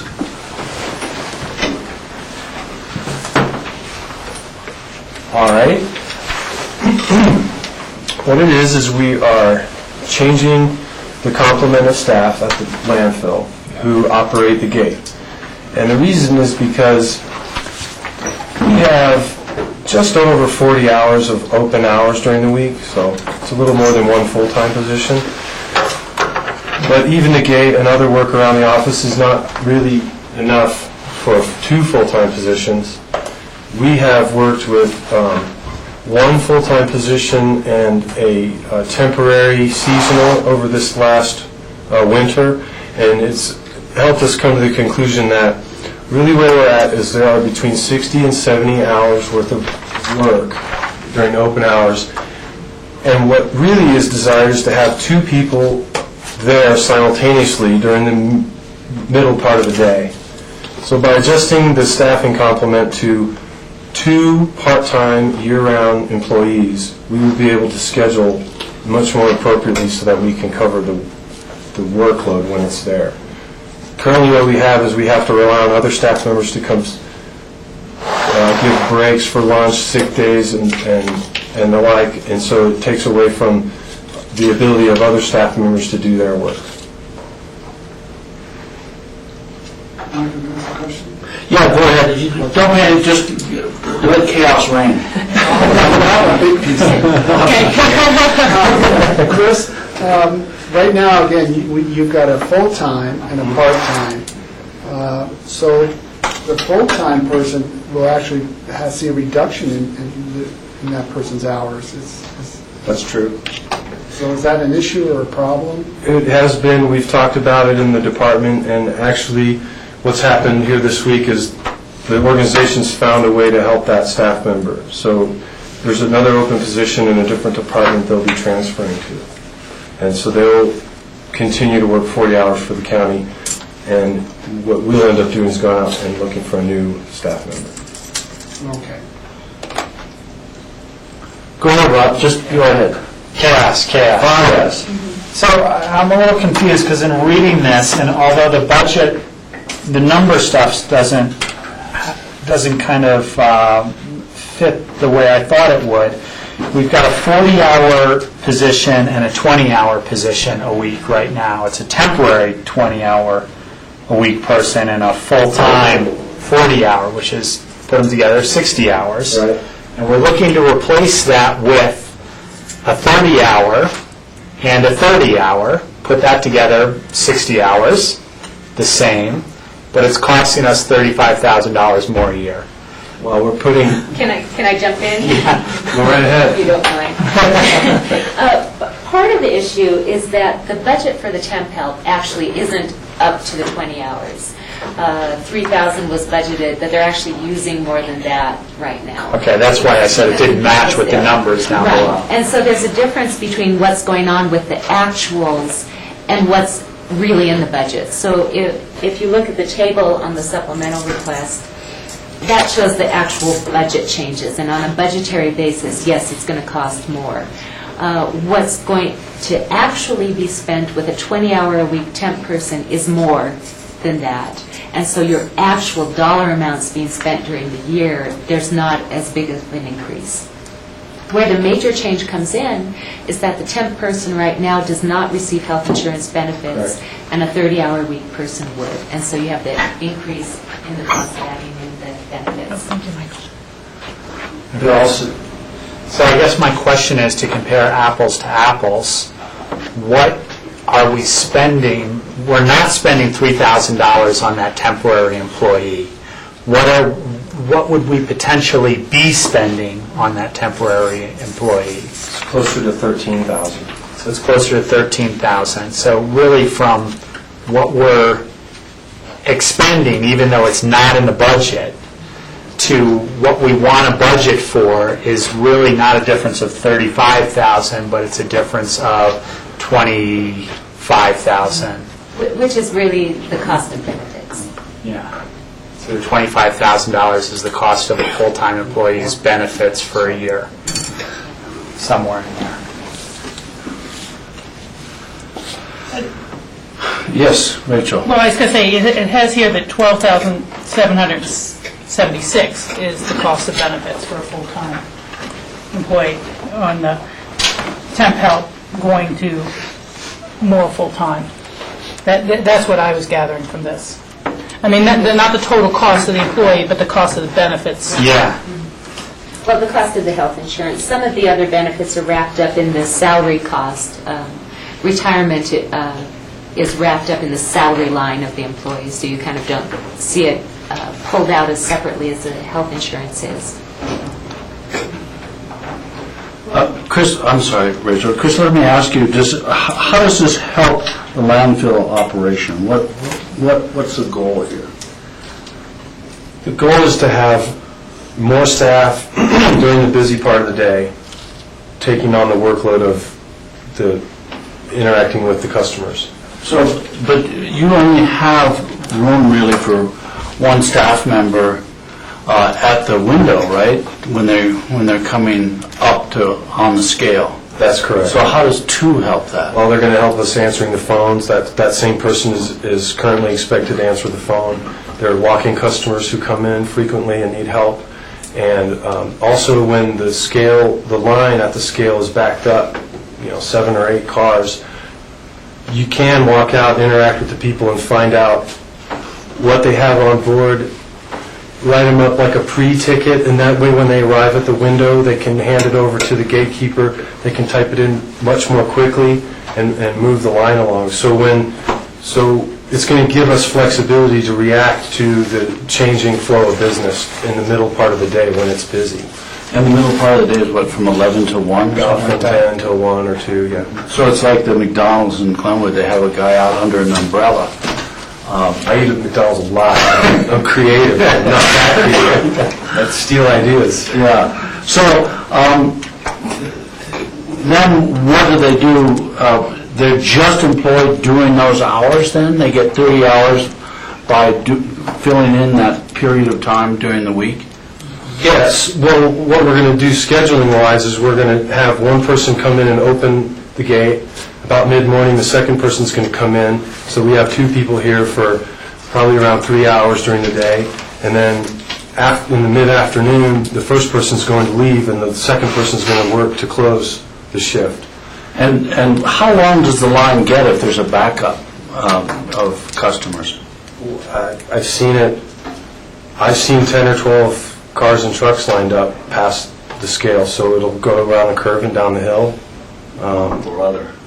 Kind of And have people complained about that? I can't say that I've really heard many complaints. I know staff, it bothers staff. We'd like to move people through as quickly as possible. Okay. Any other questions for Chris?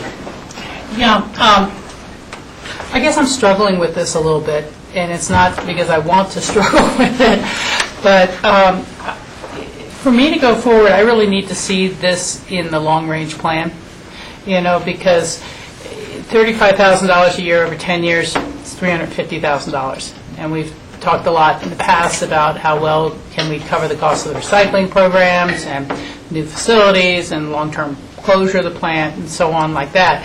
So it's just for adding a position that would be permanent in my mind, it needs to look into our long-range plan, not just this year's snapshot.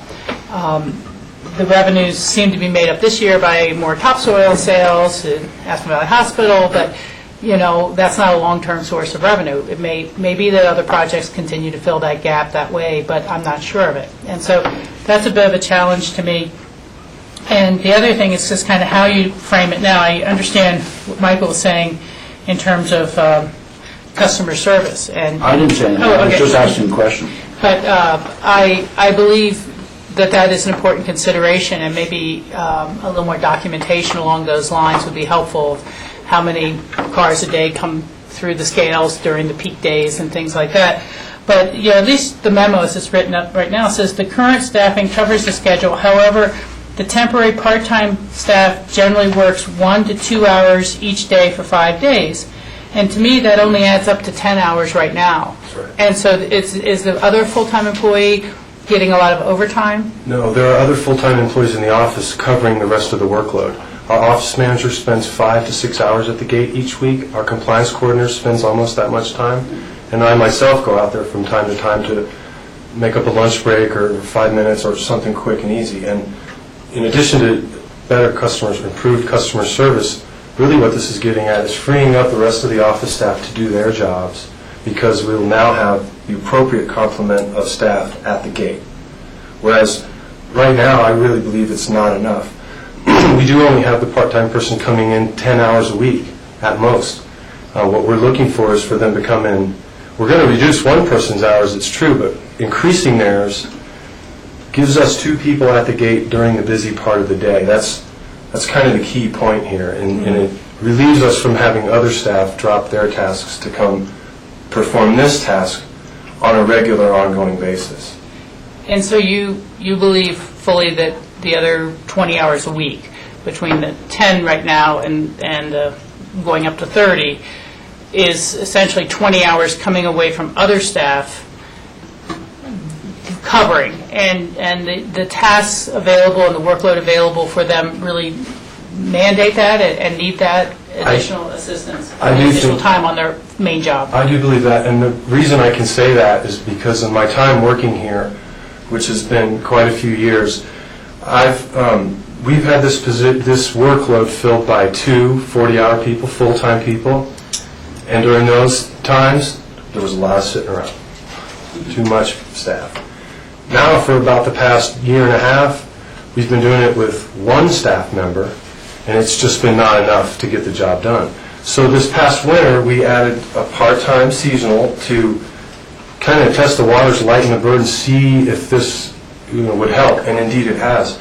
And everyone in the department agrees, we'd really like this person to come in more and work more hours. We need that person more. But what I'm saying about, I can't just simply raise that position to 30 and leave the other one, because then I'm overstaffed. Yeah.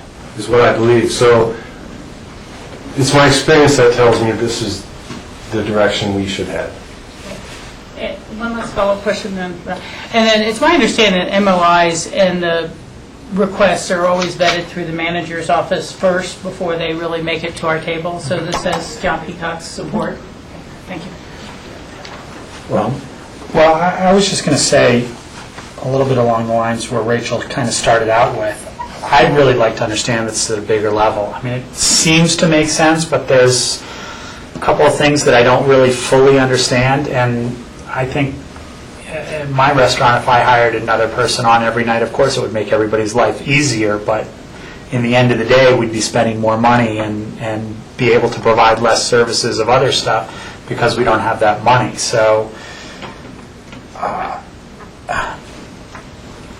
I'm in favor of not being in favor of this and having some more information come back to us to really kind of quantify the fact that we're going to be adding another full-time employee with the expensive benefits and how that affects the long-term plan for the landfill. I mean, Chris, I've been out there where you've helped me, showed me where TVs go, and I know that, people get thrown in different direction for various things. So I know how it could be short-staffed at various times, but questions like, how seasonality affects the landfill and this, particularly with this position, because you hire a full-time employee, you get them on year-round benefits, and then all of a sudden 3 months a year you don't need that person, and then where are you? Well, then we're not using the money as efficiently as we can. I'm not saying that we're not doing that. I'm just saying I don't think I have enough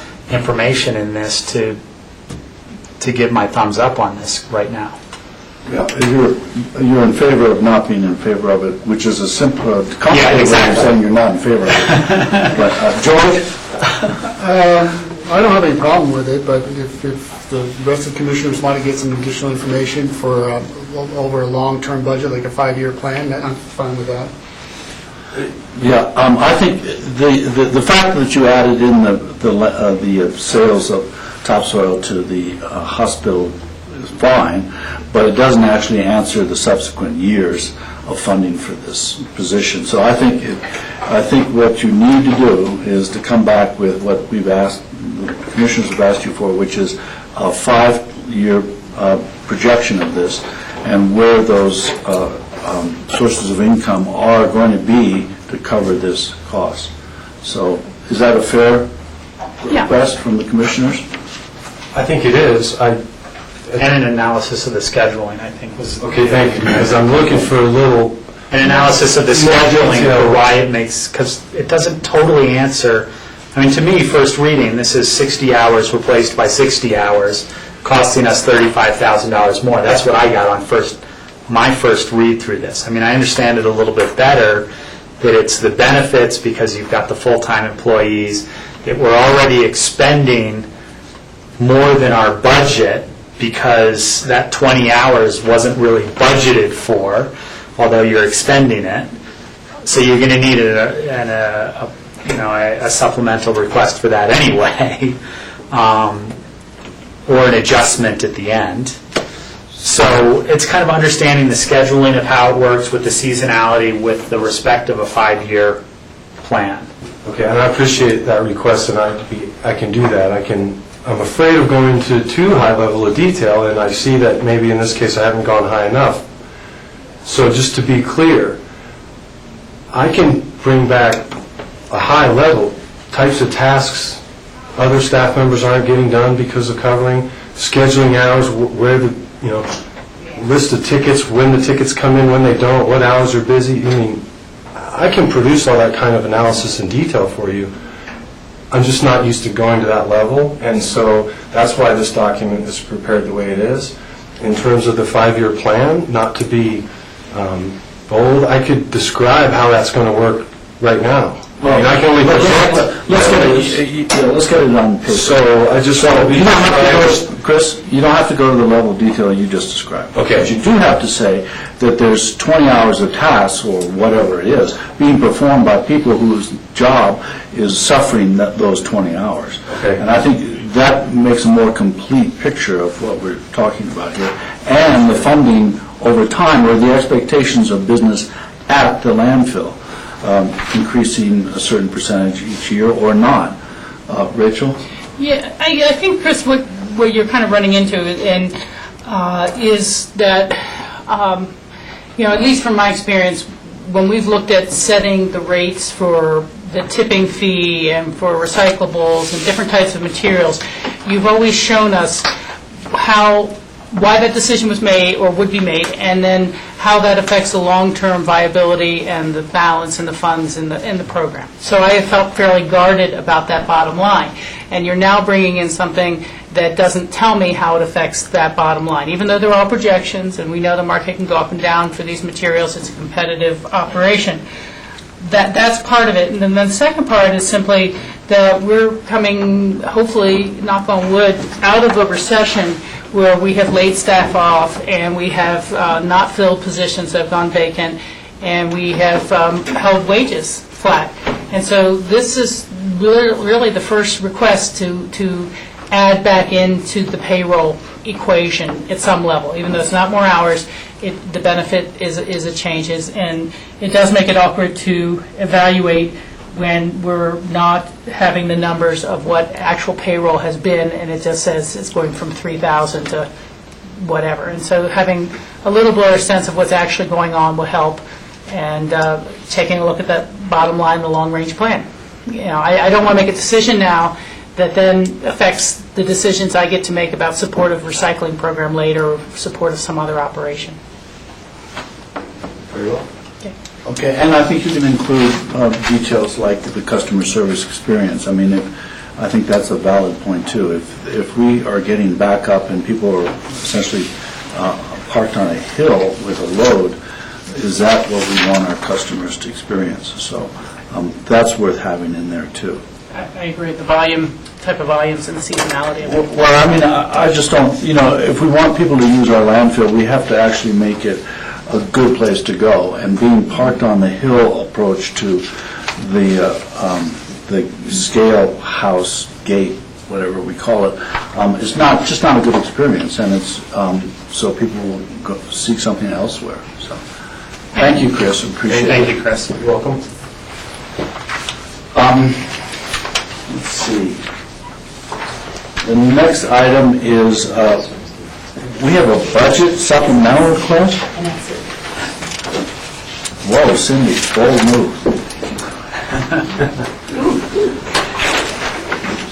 So what do we have? Actually, we're here to tell you that we will save money every year if you actually accept this request for supplemental budget. It's a little complicated, just like your last one, in the sense that it's looking at budgets and actuals. Connie has been very helpful with us in keeping us on track with our budget supplemental request, because as you know, anytime we add what's called a complement in the HR world of a staffing of position, that has to be looked at over the 5-year plan period. So what we've asked for here is actually eliminating a position through our IGA with the city for the use of an electrical inspector with the city. For years, we've had this IGA with the city and used 50% of the electrical inspector because we felt that the city and the county neither needed a full-time electrical inspector.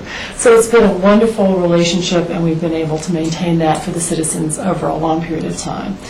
It so happens now that our wage scales and our needs are divergent enough that we feel we can save money and add more staff time for the county to get other tasks done by combining an electrical inspector, plans examiner, and inspector position into one position.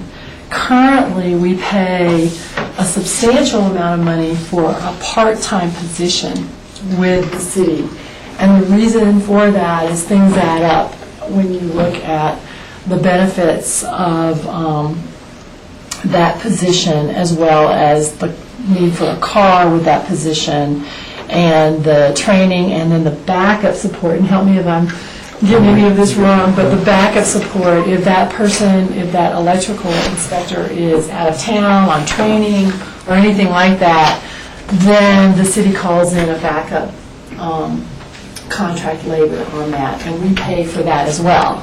And so all of this is reconciled, if you will, in a IGA reconciliation, which sometimes doesn't happen all that timely. Unfortunately, it didn't happen in time for us to accurately assess our 2012 budget, and therefore some of this is off. But the way we have assessed it is that it's really not sustainable to stay with that IGA position because of the fact that the wage increase has gone up, the need for the full position, if you will, all of that we pay for. And it turns out that it's less expensive for us to go ahead and hire internally for that specific position, and then also have that position do other tasks within the department. And we come out very close to even budget-wise, as well as we would argue that we come out ahead in reality because of the control over the wage situation and the car situation and payments for that.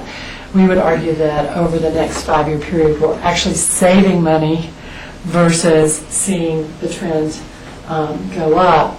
And if you look at it just from a budgetary perspective, we're very close and not that far off, and we are getting 50% more of that labor in that position. So that's our argument, and Brian and Connie can tell you all the details. Let me ask you a question, Cindy. You mentioned the IGA, and what happens to the city? I mean, have you talked to the city about this, and does it leave them high and dry with 50% that they can't use now?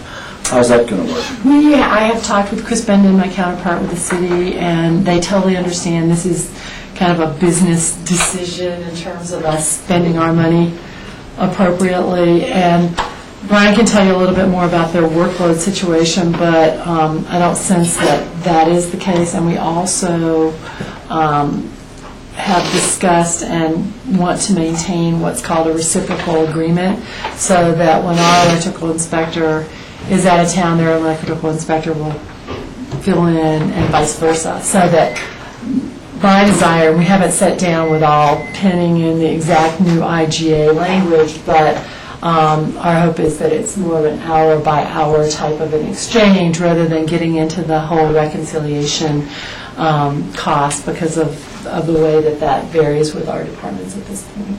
Okay. George, did you have a question? No, you answered it. Board?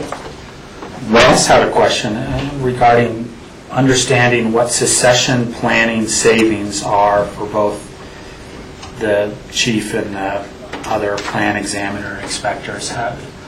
What exactly is succession planning? Okay. Succession. Succession. That was the transition of Tony going to the part-time position as our plan examiner and me going to the chief.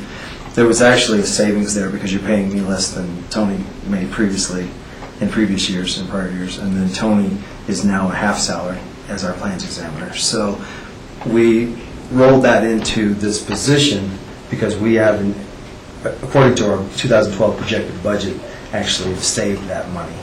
So our final budget bottom line number is going to wash out with this new position we're creating. The electrical combo inspector will now become what was prior our second plans examiner position that was in-house before we lost that position. So that's the savings of the transfer switch. That's essentially. And it's a one-time savings, so it's not something that it's going to be worked forward in the budget, I would assume. But there has been a true salary reduction for the next few years, without raises and without changes to our salaries. That is a true savings. Okay, got it. Any questions? Yes, Rachel? How long has it been that you've been the chief inspector now, Brian? Since last December officially. Yeah, Yes. so just about 4 months or something like that. This seems to make sense to me, especially now you kind of organizing your department and your needs and knowing the industry and that area so well.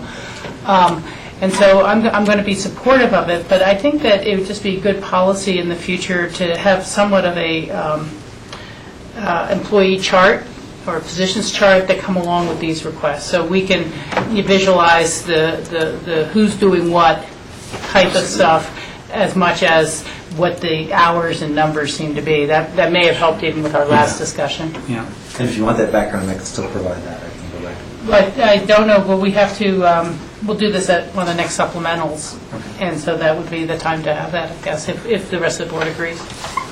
Staff, are we in agreement on giving the go-ahead for this position? Yes, sir. George? Yes? So I think Rachel has the complexity of all these operations. We don't have day-to-day contact with these operations, so it makes, for Chris and for yourselves, it makes sense because he knows what the flow is, but we don't. And so some visual representation of that, I think, other than a verbal or written representation. And I don't know how you get there, but it might be helpful. It's easy in this case. I looked up a full business model for Sydney and for John on the whole projection of why it made sense, and that we could actually provide that. I've got most of that information if that would help in any way with the decision. Yeah, I think, and if it's successful, you might share it with other departments for them to do the same analysis when they ask for other positions or half-time replacing a part-time, because that adds there's these times going all over the place. You don't really know how it adds up. Okay, board? So you've got direction. Thank you very much. Thank you. Thank you so much.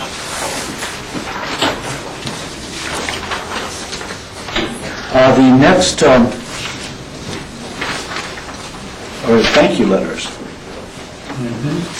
Did the board decide to give this $100, or who decided to do this for in memory of Dwight Shellman? I think we must have discussed this, and it came out of the discretionary fund. We might have been gone that. Yeah, that's all I'm asking. Yeah. Is that what, that's great. Barbara Ornitz was a dear friend of mine, and so is Dwight, so I appreciate that. Then we have Aspen Youth Center with a thank you letter, and that's it. Any discussion on those items? Okay.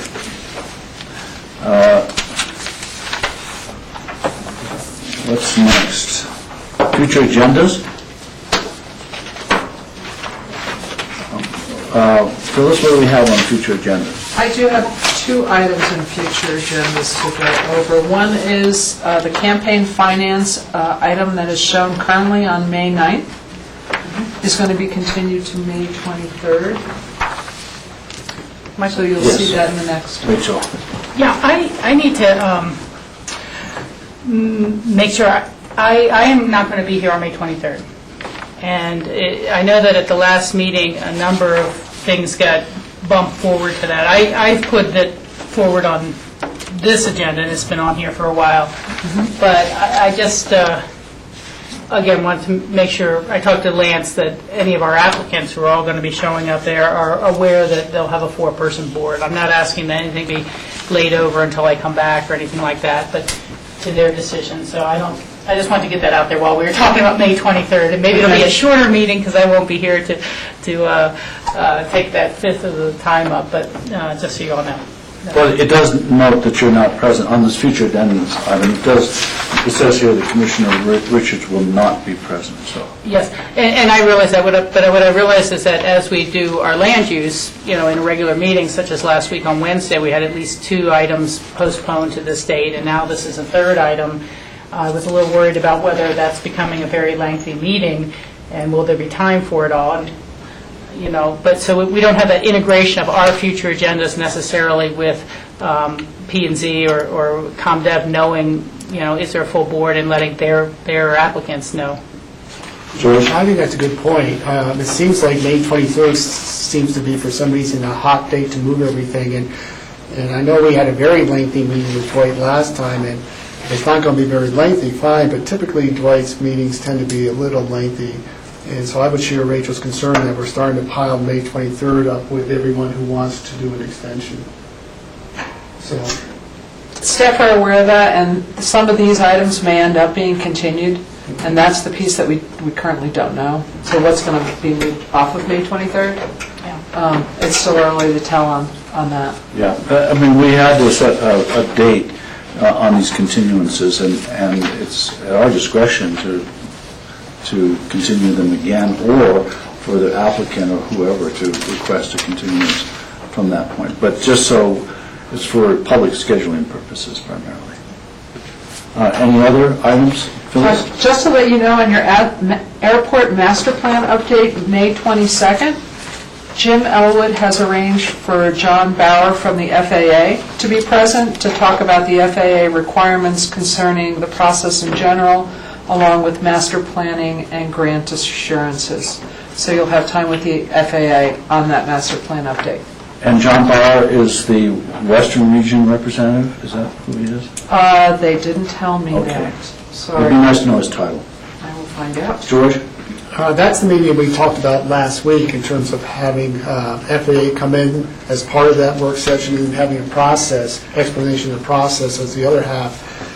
So I would just make a note that I think we're going to need a good 2 hours on that, and so we don't necessarily have to have the 5 p.m. as the adjournment time, so people don't think that it's 5, we have to get out of here. We should allow a good 2 hours. I suspect that if we, and we should advertise this, let people, community members know that this will be happening. I think there'll be a lot of people that will be interested in attending, and they may have some questions or comments. But so I would allow ample time. This is an opportunity for us to really explain exactly what is entailed with the master plan, where there seems to be some confusion and some misinformation being sent out to the community. And are we meeting here? Is that, it's a, Correct. Oh, no, we have grand meeting room. so we can continue it past, Great. past the 5 o'clock deadline. Typically, we get out of here because P&Z meets at 5 o'clock here, so. Okay, I think that's good, George. We need to have the public present so they can be well-informed and correctly informed. Yes, Rachel? Yeah, I agree with both of your comments. It seems also that we may want to try to look at a little bit of the structure of that meeting, almost like as if it's a sub-meeting, because if members of the public come and listen for 2 hours or however long, how are we going to structure it so there is an opportunity for them to have their questions answered as well? And so it's not one of our regular meetings, it's a work session, obviously, but it seems like it's a meeting within a meeting, and we should put some time into how that will be structured. The question, I'm not sure we can answer questions, Rachel. I mean, I think we as board members should be asking the questions. If we allow, if the public has 20 people and they start asking questions of Joe Bauer, I'm not sure we'd ever leave the meeting. I'm not comfortable with that structure. I'm comfortable with comments from the public, but questioning is a entirely different thing. So, and I don't want our guests to be subject to community questions that are sometimes polite and sometimes not so polite. So, I'd like to insulate them from that. I think we may be saying the same thing in slightly different ways. I believe you're correct. There should be structure to it, and we're not setting up some sort of debate format or something like that. At the same time, even when someone's making a statement, they often ask rhetorical questions, and then they still land on our table to find an answer. And so, I just think that some discussion about how the meeting will be structured will be important, rather than just leave it at a 3:15 airport master plan update, going forward. There's plenty of time to work that out, you as chair, and with our manager, of how to structure that meeting. Okay. Thank you, Phyllis. That's all for me. Any yes, George? Phyllis, on June 5th and June 19th, we have a duplication of a prep for the EOTC. It's probably because we had the 7th meeting scheduled, and that's been taken off the... June 7th, 5 and 19, is that? 5 and 19, yes. So the 19 can go away because EOTC is the 7th? Is that correct? EOTC is the 7th. Okay, there.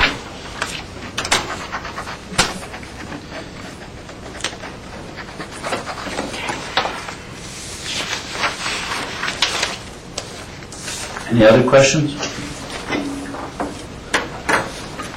Okay, let's see. Board membership reports? We have Northwest Council of Governments.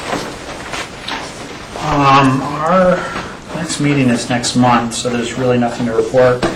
I did have a public service announcement from Colorado Workforce Center, which is not on that list, but it kind of falls within those categories. They come to Aspen, and they're joining with our Pickens County Library. They come once a month to do a meet and greet, job search, resume, cover letter preparation, skills and training, and job postings for both employees and employers.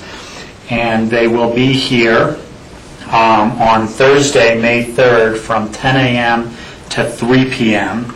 at 120 North Mill, which is the library, right? So if people are looking for employees, or if they're job hunting, or if they're looking for the resources that the Colorado Workforce Center has to offer,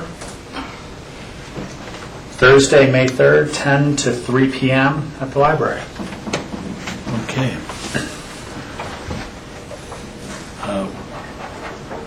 Wheeling Resort?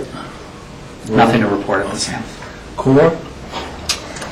Core, we met, and we're working on an IGA with Clear. Clear is an organization down in Carbondale that does similar sort of work. And we're working on IGAs so that we're not only duplicating each other's efforts, but we're working more in cooperation and partnership, and we're not finding ourselves competing against each other for similar projects as well as similar grants. So that's a new thing that's come up, and I think it's going to bode well for not only for both organizations but for the entire valley as we deal with energy conservation. That's great, because there's been a subcurrent of I don't know what it is, but it hasn't been productive between Core and Clear. So that's really good. And is that at the instigation of your new director, or? No, from the board. Our new director won't start till June 1st. So June 1st, okay. QQ? Yeah. If I could, I'll try to combine this with the Roundtable River Basin as Sure. well, because they're kind of water-related. There is not a new QQ meeting scheduled. They're kind of searching for dates in June, and it hasn't been determined yet. I have a kind of crazy schedule, and then it doesn't seem to match with the QQ staff, so it might be one I have to miss, but once we know a date, I'll pass it along to our board. There was one item that has actually come up very currently, and I don't have the greater details for you guys. That it's very technical in nature, but there's a nutrient standards bill in front of the House right now in Denver, and it's been kind of going back and forth.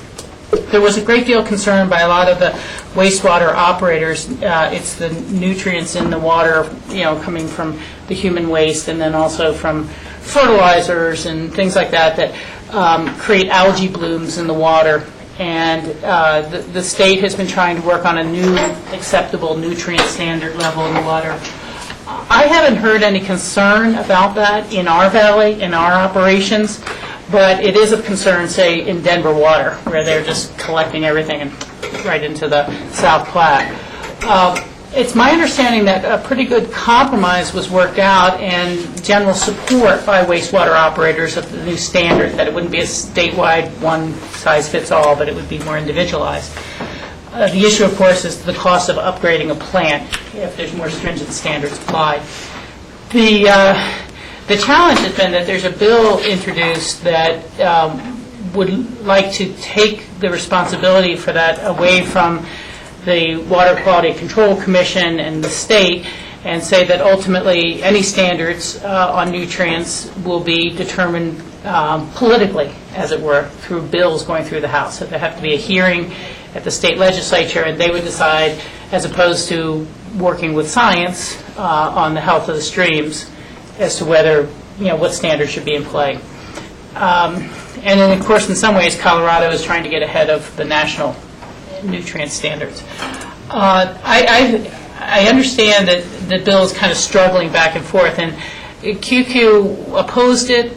One of the main principles was really, do you really want to take the role of all the staff of all the various different departments and start to make them subject to political hearings at the State House and political rulemaking, as opposed to letting them do their job and set the standards. I mean, what will be the next thing that, DMV has to have approval? Everyone has to have approval for how they administer their jobs.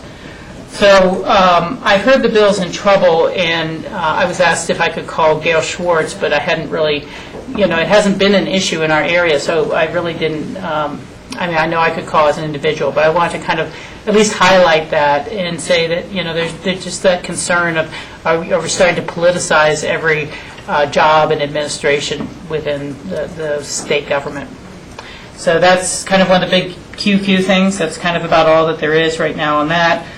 The Colorado River Basin Roundtable, I'll pass this around and others can take a look at it. There really was a very good annual report done by the River District, particularly highlighting the shortages. You guys all got those as well? Okay, great. Really highlighting the shortfalls. And the State of the River meeting, the annual State of the River meeting, is going to be held on May 10th, Thursday, May 10th, down at the Eagle County Building in El Jebel. And I don't have the start time on that, so I'll fill you in on that next time. It's usually like 7 to 9 or 6 to 8 or something like that. So they'll be giving a presentation. The people who operate Rudai Dam from the Bureau of Reclamation will be there and talk about kind of the existing snowpack and things like that. But it really continues to be pointing towards a point, if that's the best way to describe it, about what is the state's water plan going forward. And at the last meeting, we were kind of adding some narrative to the, quote, scenarios that we have submitted as a group. And using the portfolio tool, where there's a lot of different inputs and gives you different outcomes, should there be a high conservation level or a low conservation level, and how much of that conserved water should be put towards the state gap versus how much of it can be used for new growth and or as a safety net for front range communities. They all have big, they're just small multiplier factors, but they have a big outcome, in terms of how big is the gap and how much ag land we'll lose. There is a lot of pushback on more intense conservation by the Front Range. I think that would be a fair way to say it. And there's kind of an equal, well, how do you really even implement better conservation on the western slope? You can't ask them to do it without the west slope doing it. But there continues to be the push for new reservoirs, enlargement of existing reservoirs, and new water development in the Colorado Basin. And a year like this makes everyone in our basin scratch their heads and say, well, where do you think the new water's coming from? Because there's no new molecules. And at a certain point, the risk, if you keep developing more water, and then there ever is a compact call for our obligations of water to the lower basin states, it just starts shutting off water right up the chain of last in the door, first in time, first in line. So a healthy number of the Front Range water diversion projects are very vulnerable to a compact call that they would need to be shut off. And so there's a lot of concern going forward. There's a meeting in Breckenridge on May 31st, and it's going to be the Inter-Basin Compact Committee, which are appointees from each of these roundtables, to look at all the narratives and look at all the different suggested plans and say, okay, what ones make sense for our state roadmap? And I'm not sure I'll be able to attend that. I'm not an appointed member, but they are public meetings. I'm thinking about that. And then there is going to be a meeting next week on Monday evening over in Montrose that the Gunnison Basin and the Metro Roundtable Basin are meeting to talk about conservation, the very sticky topic of conservation. And I am thinking about that one as well, but it starts at 4 o'clock in the afternoon, and so that would be a long drive home late that night. But, the issue of how does the state develop for the next 4 million residents is pivotal. Does everyone get a quarter-acre Kentucky bluegrass lawn to make it worth moving to the Front Range? And do we have the water to support that type of growth?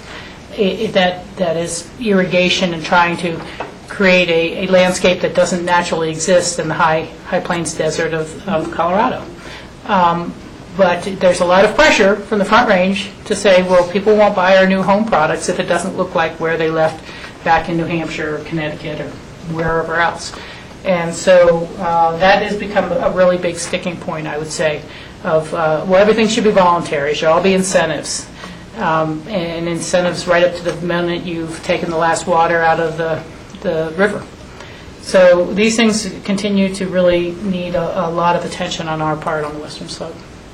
That's about all I can say for those two. And the final, I guess, is that I have requested that at the next roundtable meeting, which will be June 25th in Glenwood Springs, that they put the Rudai additional water sales on the agenda.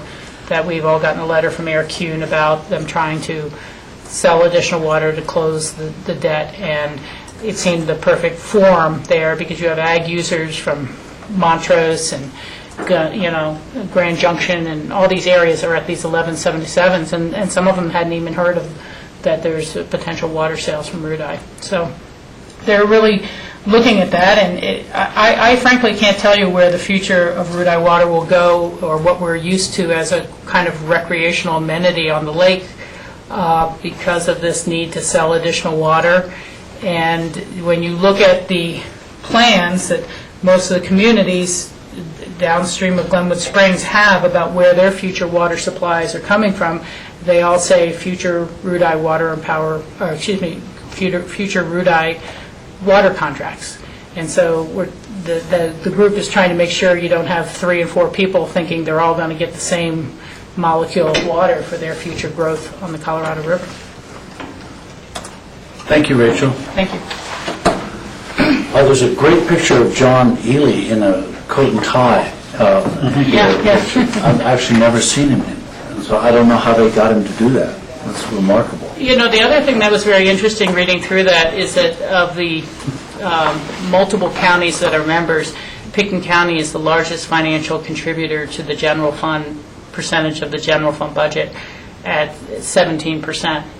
And we are all subject to the same mill levy, but we're well over $600,000 in contributions to their general fund, and other voting members that occasionally have very different interests than ours are maybe in for $48,000 and $68,000. So it's a very disparate group to deal with. So how's that financing arranged then, Rachel? Is it based on a percentage of your overall mill levy? No, it is a mill levy. On your property tax bill is the same mill levy for everyone. And if I can find the page, I think it's like 0.022 mills or something. It's a fairly small mill, but because of the property values, Eagle County follows us, basically. It's being the second largest contributor. Where it is. Yeah, the tax across the entire district is 0.288 mills. And for Pickton County, we are down at 2011 contribution at $691,000. And the next? The next highest is Eagle County at $678. And, you know, the river is all one connected system, so it's very interesting.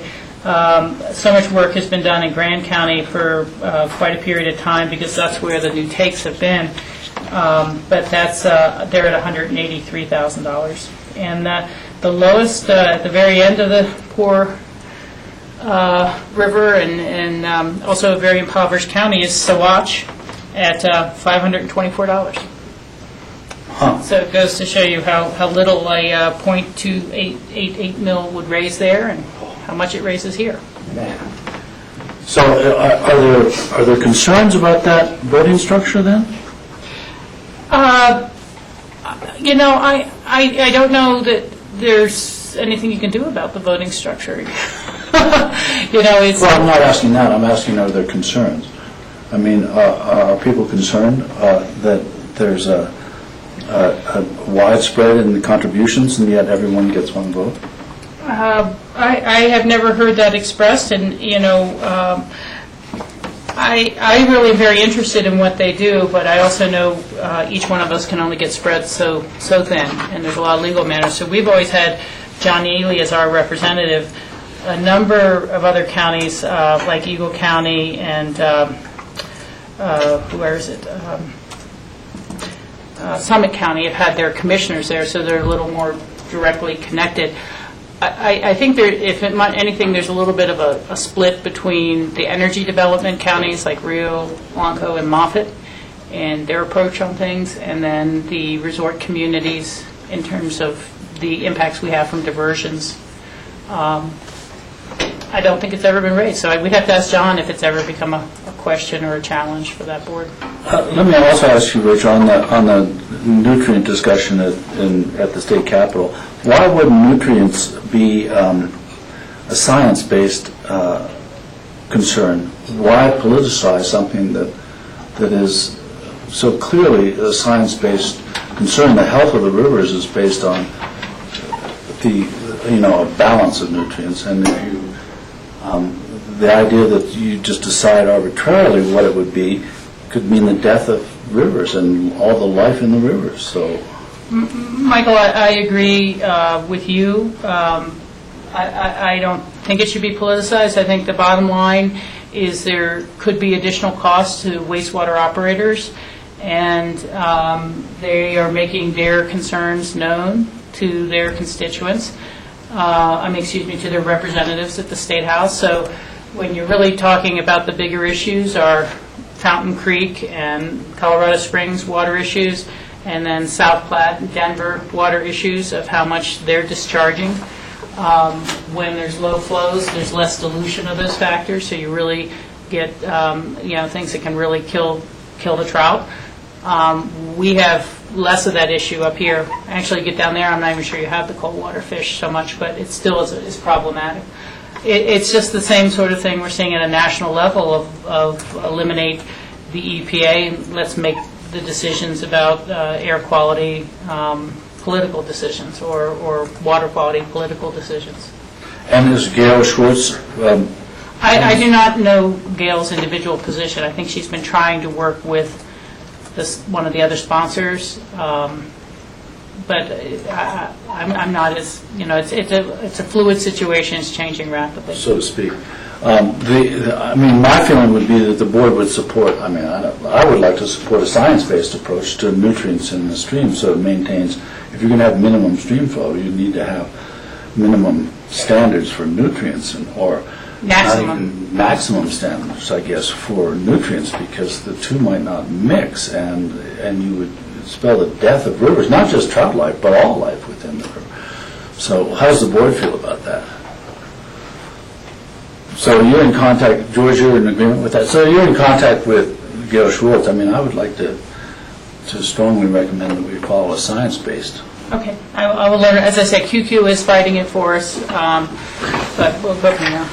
George. Staying on the river district and when we talked about dues and the amount that we pay, and we've talked about this before in terms of us actually having a meeting with at least the staff at the river district, because there are times when we're at odds with them over certain things, and as this community supports this organization to a very large extent, it would be a better understanding for the community to have a chance to hear some discussions in terms of what the river district really does and what some of our concerns are, because since they're not elected officials, they're really not accountable per se to a constituency. So I think it's incumbent upon us to facilitate a meeting and have the opportunity to have an open discussion on some of these issues, because the river district is actually, in a large part, they're a developer, as we know, and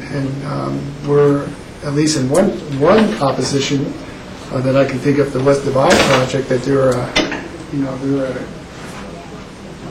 partner in that facility. So I think it would be good for us to try to arrange a meeting. So you may jot that down, Phyllis. Yeah, and we have talked about that before, and John Ely, again, would be a little bit of a better point person to discuss it. I know just in the past, maybe 90 days ago, as I was leaving the chair's position and going forward, we had talked about trying to set up something with Chris Trees, and Chris sent a kind of invite, and I had forwarded to John, and John's response was that, in a lot of these areas, we're going to court, so it's not as much that we're in a position to talk about it, but I think we could talk to John as the point person and talk about our future concerns. It's funny, you hear other people say, well, it's only a memorandum of understanding, we can change it, but the River District lives pretty hard and fast by their memorandum of Colorado Springs on PSOP in support of the preferred storage option plan. So again, that's just one where we're not at the same position, and I agree. I had put that down as one of my goals that I thought we needed as a better relationship with the River District and have them take a little more of our interests to heart in their efforts. Yeah, I wouldn't suggest we talk about a specific project, but more of a philosophical approach and discussion in terms of our concerns and how they view, and how they take those concerns in with all their other adjoining members. I agree. Let's have a discussion with John Ely about the subject and see, because it's interesting, I mean, if we're contributing, if we're the number one contributor to the River District, how does that work in terms of like having different goals from the River District? And what's going on here? So I think we need to see if we can harmonize goals and contributions, quite frankly. I'd agree with that. Their second source of revenue, just not to be confused, is actually water sales and water activities, with some of the reservoirs they've created. Where are we? Club 20, they're not doing anything new, nothing to report. They're having a leadership conference, the first of their organizations, this Thursday and Friday, but I will not be attending. So, WAPA. The last meeting we met with the representatives of the River District to talk about releases from Route I and sales of Route I and retirement of debt. It was too complicated to go into here, but it's a serious matter, and we'll see what happens. I was also elected chairman of WAPA at that particular meeting, so I got that going for me. Mostly because Congratulations. I actually show up to those meetings, and not everybody can claim to show up to those meetings. Who's the new basalt rep now? Well, Jackie Witsit is the new basalt rep, and she fills Leroy's shoes and was a little uncomfortable in that size shoe. But she was persuaded that she could do it, and it would just take some time in terms of discussion, because her first taste of Guapa was meeting with the Colorado River District and their representatives, and it was very complicated, so she was overwhelmed. ACRA, they had that last meeting, where they voted to withdraw from the U.S. Chamber. I wasn't present at that meeting because the meeting was not a public meeting, and I didn't feel it was appropriate for me to go to a meeting that wasn't public. So, but they took the tough stand and went ahead. Very good. Should we send them a thank you letter on behalf of our board? Or appreciation letter? Maybe it's not thank you, is the right word. An attaboy letter? Yeah. I don't know. Sure, it's an acknowledgement, and I would support that. And Yeah, I thought Warren Klug's statement, when I read it in the paper, was really well-crafted and accurate, and, it just seems to be worth acknowledging that they made a difficult decision, and we appreciate that direction. Yeah, I'd support that. Rob? I would acknowledge them in making a tough decision. I mean, again, without knowing, I wasn't at the meeting, so. Yeah, exactly. It was a tough decision with a lot of public, eyes on it, and they worked hard. Yeah, exactly. Sure. Yeah, the public eyes were, actually, the doors were shut at that particular session, so there weren't any public eyes. But they had been prior to that. Prior to that, it had. So, RAFTA, George and I attended the groundbreaking for the BRT in Carbondale, and that was wonderful, actually. It was, there were representatives from Bennett's office and Udall's office. Was it Udall's office? And the FTA representative was there, and it was a remarkable event, including a sample bus that had been sent by the manufacturer to Minneapolis, and while it was on its way in Nebraska, it heard about the opening for RAFTA, and they turned around and came up to Carbondale, and the bus is going to be a wonderful bus. So and you've seen all the activity now that just is happening at all the various stops throughout town. Not town, but throughout the valley, including the Intercept lot.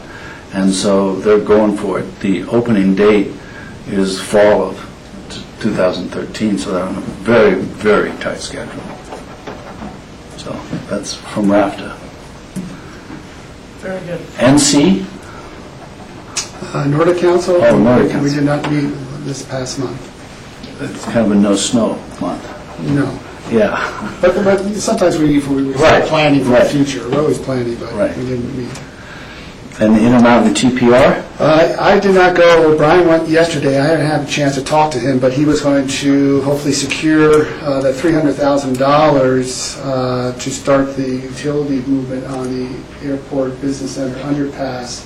That was coming out of $1.5 million that has been allocated to this project, was slated for disbursement in 2016, but they were going to be able to relieve some of those funds earlier on to start this work this summer, so hopefully that has been accomplished. Is the EOTC going to be asked to support that? How's that going to work? The OTC did. They supported the location. They but- supported the location. We did not ask for any funding. That wasn't a decision point. It was just a design, which was the underpass, and the location, which has been approved. Okay. Yes, Rachel? And just related to that, our June meeting, we'll be discussing the longer-range financial plan for the half penny, which at least the current template has a capital fund within it. And so that June 7th meeting is probably the next step to being able to have a capital fund that we all go to with projects for local match or for contributions. So hopefully that sequence follows well. Right, aside from the other projects that have already been dedicated, so. Correct. I guess that's it. BOCC open discussion. I have one item. Okay, Phyllis? We've received communication from the Forest Service regarding the White Banks appeal that you all had placed, and they have scheduled a meeting. They need to have an informal process prior as part of their process, and they've requested a staff and a commissioner to attend this Friday, May 4th at 10 a.m. at the Aspen Ranger District offices. Lance Clark can attend. He's been the staff member that's been following this all along. Commissioner Owsley is out of town that day. Out of town. I can make it. So George is going to enter into an informal discussion So along it's this Friday, 10 a.m. at the Aspen Ranger. At the Aspen Ranger offices, and the email came from David Francom. I'll forward the email that Susan received on the appeal regulations and all that, just so you know what the process is. And you get together with Lance and talk about the position too, George. Thank you for doing that. Thank you, George. And that was the only one I had. Any further open discussion? Yes, Rachel. Thank you. I don't have the bill number. We all may have gotten the CCI alert and the CML alert on Friday. There was a bill introduced by Jerry Sonnenberger, who's from the Front Range, Greeley area, that is it's getting a lot of different names or descriptions, but it basically is a bill that says that all severance tax dollars or mineral impact fund dollars will be withheld from communities that any way impede or delay oil and gas development from going after their private property rights and minerals underneath the ground. It's thought that this bill will be killed or die, and I heard back from QQ, who testified against it, that no one spoke in favor of the bill, and that the sponsor himself said, well, you know, I've got a couple other amendments I'm going to make to it anyhow, so let's just lay it over for a few more days, and they may just leave it laid over until the session ends and dies a quiet death on its own. When does the session end? Was it May 13th or something? Or it's very, very soon. Very soon. The clock It is can't come ticking. soon enough, as far as I'm concerned. Yeah, there's always that, and especially a bill like this to be dropped in. It does not have oil and gas sponsors. It's not being driven by that industry. As far as we understand, they certainly didn't testify on behalf of it.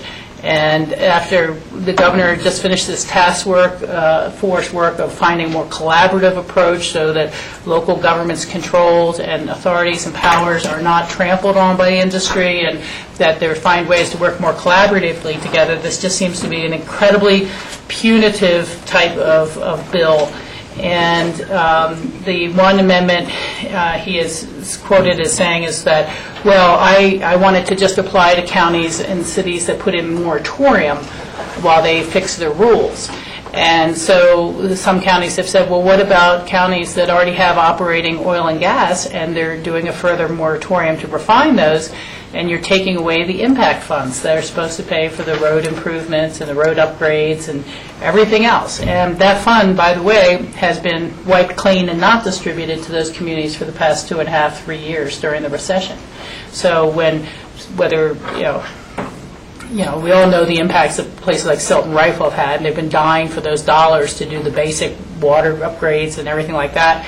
So it just, I think we should send a letter about opposing that bill. It just seems to really fly in the face. And you think it through, you're trying to create your regs as a county, as is your responsibility to protect the health, safety, and welfare of your public. You're prohibited from doing that because it seemed to delay or impede, what the regulation says, you shall wash the noxious weeds off your truck. You're impeding their operations. And then you have even more impacts that you have to somehow pay to clean up from. You have poor planning leads to more impacts. So it's very, very discouraging. It hopefully won't go anywhere. They think if it gets out of the House, it will die in the Senate. But a letter wouldn't be a bad idea. Is the board in favor of that? Can you supply the number of the bill and so Yeah. forth to Phyllis? Yeah, and John Peacock is aware of this as well. He sent me an email on it on Friday to say we really should do a letter. I'm on that email too. Okay, good. I mean, I'd be in favor of a letter to the state legislature about how nutty they can get. I don't know what motivates people down there. It doesn't seem to be rationality, and it wastes a lot of commissioner time opposing these screwy bills. I just don't get it. More power to Gail Schwartz that she can put up with it. Well, it is an election season this year, Michael. Yeah, See a little of that. and maybe somebody's looking for a job with oil and gas. I don't know. It's just unbelievable. Yeah. Okay, any further open discussion? Okay, seeing none, we're going to City Hall chambers. We'll be there at 4 o'clock for a joint meeting, and we look forward to seeing the public there.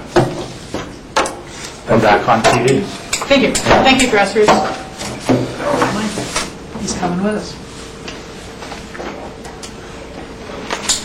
They say you double time for doing 2 meetings, political meetings?